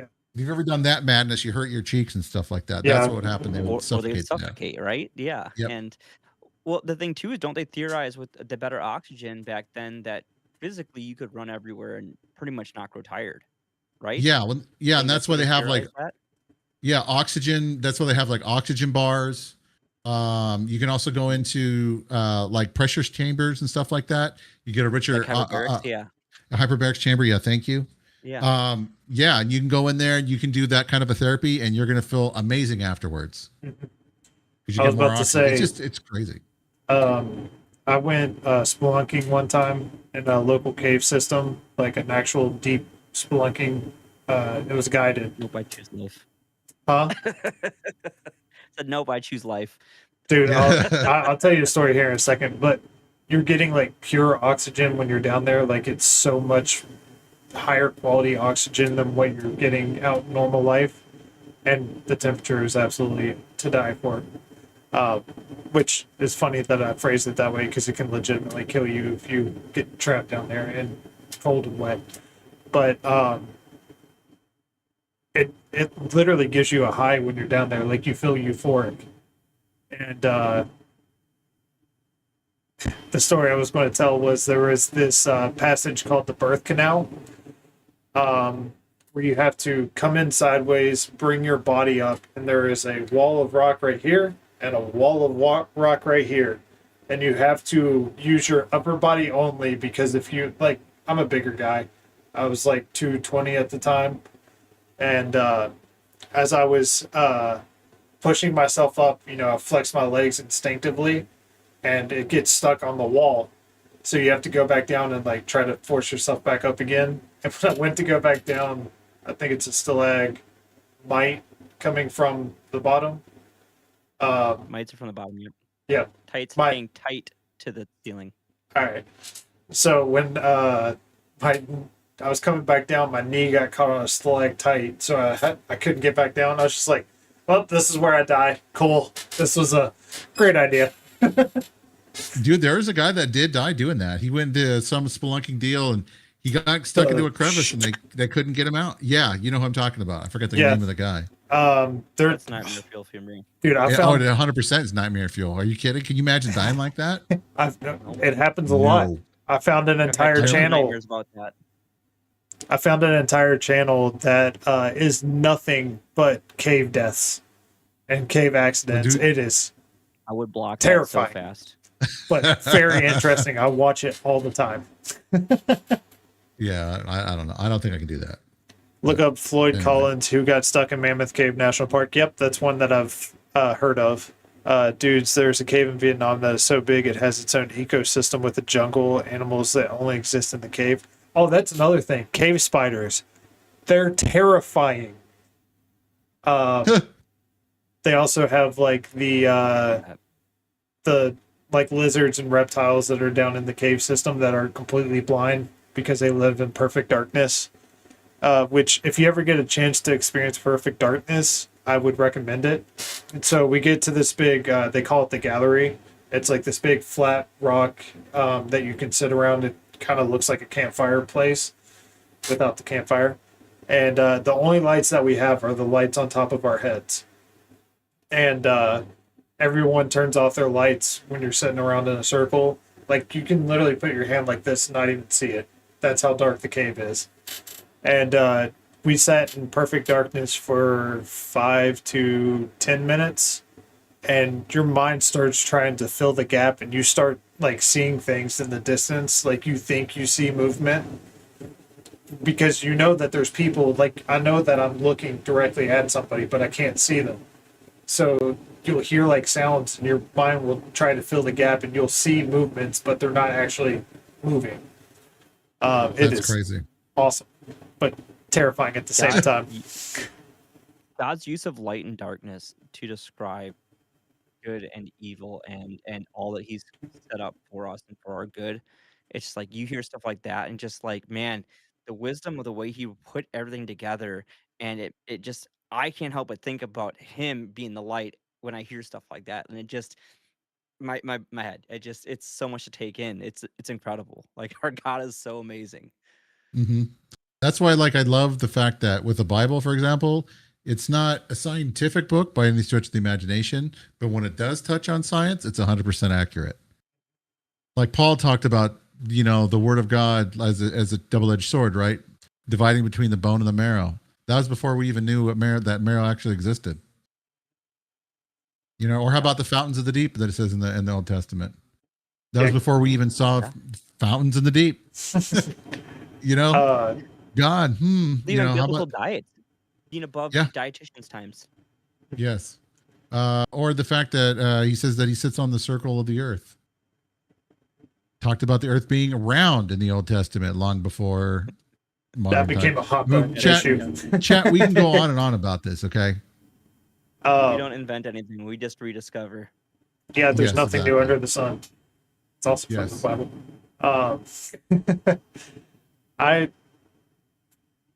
I would say, also to make you freak out a little bit more before we move on from the caves, there was a portion that we were crawling through where there's actual water, and I was tall enough so I could touch both ends of the room with my hands to keep myself out of the water. It was essentially doing a walking plank. But then you get to this dry section, and I literally had to walk with my feet like this, like a normal army crawl, because if I tried to have my feet like that, they would touch the ceiling and the floor at the same time. Yeah, no. But You wouldn't get me in that. Nope. Especially was people tough. in front of and behind me, that claustrophobia would just go haywire. I was about to say you're the perfect size to do it. I was definitely too tall to be doing that stuff. I'm 6 foot and 220 pounds at the time, and I was just like, "Yep, I'm too big for this."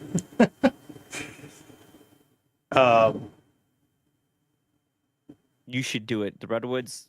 I love our mountains, but there was something more just majesty, just demanding about the redwoods more than even these mountains that are bigger than it. I don't know what it is about the redwoods, but man, God must have just made that and just been like, people are gonna marvel. He probably marvels at that creation all the time. And Yeah. the bigger ones they cut down, I can only imagine how amazing they were for God to just walk through that after he created it. Yeah, I still would love to know like what like a brontosaurus looked like. I want to know what a T-Rex looks like. I would like to know what a T-Rex, how the T-Rex actually acted. You know, whether was he like a hunter, like they portray him to be, or was he more of like, you know, say like a vulture, for example? Which I would kind of, you know, I would kind of lean on the fact that that's probably what he was, more so than a hunter. But you know, who knows? I don't know for sure. So Yeah, I want to know what the pillar of fire looked like. yes. I want to know what the divided river looked like. I want to know what the earthquakes and then the whisper in the cave was like. Like those type of sensory things for me, like those, I would. Those are my things. I want to see what actually swallowed Jonah. yeah. Yeah. It's kind of crazy. I'll share this one thing, right? When I got really mad at God one time, there was this thing that they put on the ballot out in California where to keep kids' daughters from going out and getting abortions without parental permission was on the ballot. To keep them from doing it?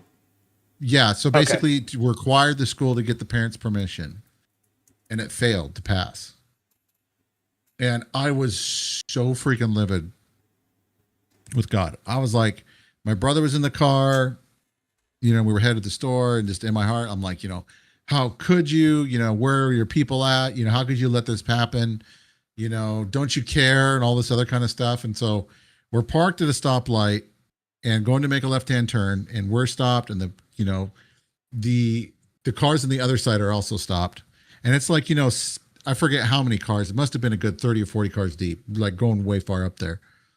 And in the distance, there's this guy speeding down the road. He comes down to the left-hand lane and he's speeding, right? Unbeknownst to me and unbeknownst to him, my light turns green. He was thinking he was going to get the green light, bypass everybody. But instead, I was making a left. I look over to my left, to my right, and there's a guy barreling at the front of my car doing like 90 miles an hour. He was so close to hitting my car that the entire car shook. He almost lost control. He almost crashed. And in that moment, I heard God as clear as day. He said, "You don't worry what I'm doing. You follow me." Wow. And when you hear God's voice like that, you're like, okay, you're going to get, you're going to have a new, you're going to have a new respect for who he is. And so, you know, there are things that God allows to happen, you know, the same thing. And that's why I like that. You were talking about like the whisper, right? All these sounds happen, and he heard, you know, the voice, the whisper of God. And he's like, here I am. You know what I mean? Because he understood, you know, if God talked to us in its full voice, it would basically obliterate everything out there. So he has to whisper to us. But when he talks to us, it's like, you know, that you know. I'll never forget that. And I've never questioned him on what he chooses to allow to happen and what he doesn't. It's not our job. Oh, by the way, sorry, Cindy, I didn't see you over on YouTube. I don't know how long ago you said hello. I need to get better about checking the full studio chat. We got multi-chat too. Yes, we got multi-chat. I need some tutorial videos because I was scared of messing everything up. I'm that scaredy cat. Wait, say it one more time. I'm sorry. What'd you say, Mission? One more time? Yeah. Oh, I thought I need the tutorial videos because I'm the scaredy cat of taking it on and messing it up. I'm that guy where I go in with, I want to watch it and prepare and understand it so I can do it. I'm that guy. Yeah. It's okay. It depends. Some stuff I'm that way. Like working with live electricity, I'm definitely that way. Nah, I don't blame you there. you'll figure it out. If it shocks you or not. You only get one shot to figure it out. You know what I'm saying? And if you kind of screw that up, you're in a whole world of hurt. I mean, in a house, most of those ones I've gotten zapped a ton. Those aren't too terrible. Like I was about to say, I was talking about like like rewiring stuff in a house. I'm not talking about like massive voltages. the panel. Yeah, don't No. fuck around with that. I've been shocked enough times by wiring, and then so we completely Wiring don't feel good. no. Bathroom wiring, the 20 amp, don't feel good. We completely renovated our rental property, and whoever wired the rental property had no sense of direction when they were doing it. Oh. It was like me and my soon-to-be father-in-law spent an entire day of turning off a breaker. Like I would just sit there and turn it on and off, and he would walk into a room and watch what would turn off. Because like we turn off one breaker and something in the kitchen would turn off, like the ceiling fan. A outlet on the wall would not work in the living room. On the landing, like the light wouldn't work or would turn off, and then like something in the bedroom. Like there was one wire running all the way through, and then you would turn off another one, and it'd be something else in the kitchen, something else in the living room. It's like, what is going on? And I've been there, dude. I've been there. there was one I was trying to fix the light fixture, and I asked my fiance like 7 times, like, are you sure that this one, like I knew which, we had like a whole list of what went to what. It was written on a 2x4, and I was like, are you sure that one's off? She goes, yes. And then I went to go touch the wire and instantly got zapped. I was like, nope, wrong one. That's funny. Yeah, I've you know, we I mean I can tell you stories about the other house that we bought where the guy did, you know, what he thought was the proper work. I'll just tell you this. We were remodeling our kitchen, removed the stove, and after we pulled off the stove and the exhaust, there was 3 2x4s going up from the floor all the way up to the center because we had a huge wood beam going through the center of the house. The guy took like a monster freaking drill bit and he chugged out all 3 of the support beams for that timber in the center of the house. No, don't do that. So the guys that were renovating our kitchen, I saw that and I was like, we need to fix that immediately. Oh yeah. I don't know how the house stayed standing. I don't know how I did it, but you know, praise God, it didn't fall on us. But that was a you know, we had to rerun 2x4s from the floor all the way up to the peak up there to hold it up. It's freaking crazy. But anyway. Yeah, the guy that owned the house before us, there are massive hand-hewn logs that are the timbers running for the floor joist down in our basement, like you can see from the basement. And he drilled holes through the bottom of them. And I was just like, why would you do that? Thankfully, none of them are supporting like the ones that are drilled through are not supporting like a massive load. But it's just like, why? You just compromise the structure. But then other wires, he ran around. I was like, what are you doing? Dude, some people just don't think, dude. You know, and if you don't know and you don't do any research, just hire someone that knows what they're doing.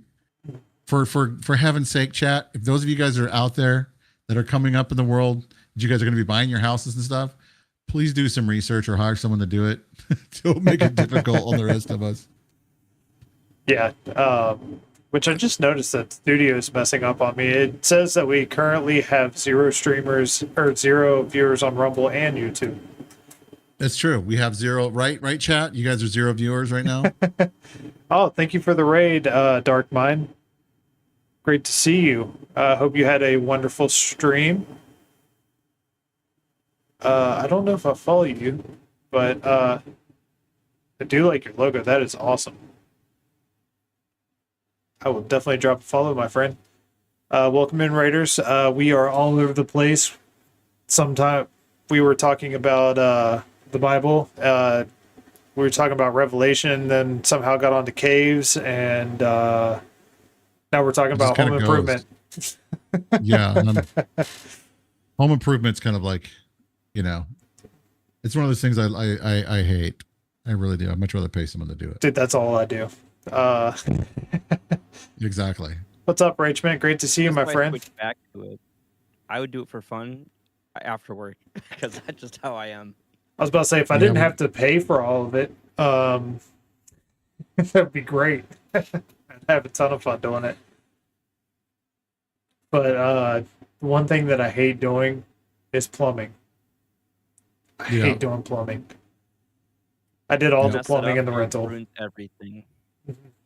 If you don't get that sill perfectly shut, you're screwed. It just loses everything. Yep. Well, I hate mold from it, and I hate redoing drywall because I hate doing drywall. So, dude, drywall I sucks. don't like plumbing. Hanging drywall, not so bad. Trying to mud, I cannot do it. Yeah, Either one sucks, dude. Either one sucks. Oh, For me. I can do sheetrock all day in my sleep because it's such a crude thing because it's gonna get mudded, and I can do it really well where like the mudders are happy. But when it comes to running a mudding knife, just find a woman who's really good at making cakes. They'll be amazing mudders. I promise you. They know their way around those knives. Every time that I've had somebody that's made a cake have a mudding knife in their hand, they got the finesse. It's crazy how it works. Dude, I've tried and resanded, and I've tried and resanded, and I've tried and resanded. I'm just not gonna do it anymore. Yeah, Stop, no, and don't, bro. I pay people to do it for me. No and don't. Exactly. Stop, no, and don't. Some things are worth subbing out. Yep. Yeah, and welcome in, Small, and thank you for the follow, Dark Mind. I appreciate you, my friend. What's up, Small? Good to see you, dude. All right. But on the topic of the home renovations, that's why I switched, is because I think that is the best way for me to honor God with what I do. And as Christians, that's what we're called to do. With all of our works, we're called to bring honor to God. And so in an environment where people just didn't care and people didn't want you to do your highest quality, and I like the home remodeling and new construction sides. I like talking to homeowners and making their dreams come true and having that interaction to build a relationship, because more often than not, I've had a chance to witness them even. And so I just felt called back into that field, and in a smaller, more intimate environment. I'm team minded. I think it just aligns with everything that the values of who I want to be in my relationship with Christ is useful there, and that's a big reason I switched back to it, and that's why I like doing it. Plus, it's the talents God gave me. Why not use them to the best of my ability? You can right? do, and also like if you do a really good job too, it's a really good career. People tend to think that doing stuff like that, you're not going to make, good money and stuff. And that's not true. If you're out there wondering, maybe your school's not for you and you're good with your hands, go into a trade. Yeah. Go into a trade. It's definitely worth it. And it definitely teaches you long-term skill. This is a metaphor, obviously, but play for the love of the game, not for the points, because you will make the points. Points being money, if you play for the love of the game. Like, it will be successful and it will be blessed if you're playing because you love it and you have a passion for it, and you're good at it. Obviously, don't do something that you're terrible at that you love, but like if you're good at it and you have a passion for it, do it. So you're saying I shouldn't quit my job to just do streaming and gaming all the time? No, probably not. No, probably not. Nah. Make sure it's right. I know, dude. I've seen too many people like beg for money and stuff like that. It's just like, man, I was about to say, do you follow lolcow culture at all? Lolcow? Lolcow. I struggle saying that word. Like laugh out loud cow. Oh, laugh out loud. No, I've never heard of it. It's like the one, aside from watching cave accident videos, it's one of my guilty pleasures is watching videos on lolcows, and one of them is Dark Side Phil. I'm sure you've heard of that name before. Mm-hmm. Yeah. I've heard of him. Yep. Have you seen him lately? No, I'm sure he's still out there begging for money. Oh yeah, it's intensified greatly. That's like 90% of his stream is just begging for money. Yeah, no, the only way that I know of Dark Side Phil is Strider from what is his name? Gundam, who just mocks him ridiculously, ruthlessly. Oh, that describes a lot of people. There's an entire channel called "This Is How You Don't Play," that just restreams and like edits his fails on trying to play video games because he like there was I forget what game it was. He couldn't even make it out of the tutorial for like an hour. And he was just sitting there complaining about the game, blaming his controllers and stuff like that. And I was just like, oh my gosh, that'd be insufferable. I couldn't watch that. Yeah, that's why I choose not to. If I'm terrible at a game, I'm probably not going to stream it.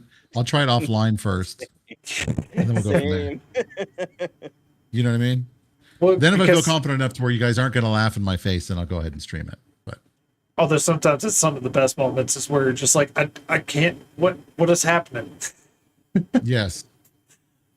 I told the story of I tried to play Resident Evil 2 when I was in high school, and I wasn't used to playing from like the third or that weird camera view. And it took me like 20 minutes to get off of the first screen because I was just walking around in a circle and couldn't figure out how to go forward. Well, dude, look, to your credit, that is very like, I remember when Resident Evil came out and I was like, what kind of movement system is this? Totally anti-ethical to, you know, what's normal. Oh yeah, Mischief, if you got to dip out, that's more than fine, man. I forgot you got to wake up early. I got an early morning. That's all right. Well, Mischief, it was a pleasure to hang out with you, my friend, and talk for a bit. And I should probably get going too. So you guys want to wrap it up? Yeah, I feel the exact same way, brother. Yeah, let me find somebody to right out to. So for the new people, do you want to give a quick summary of what you're doing and when you stream? I'll try to find somebody. You can find me at Vapin Gamers, VIPINGAMERS.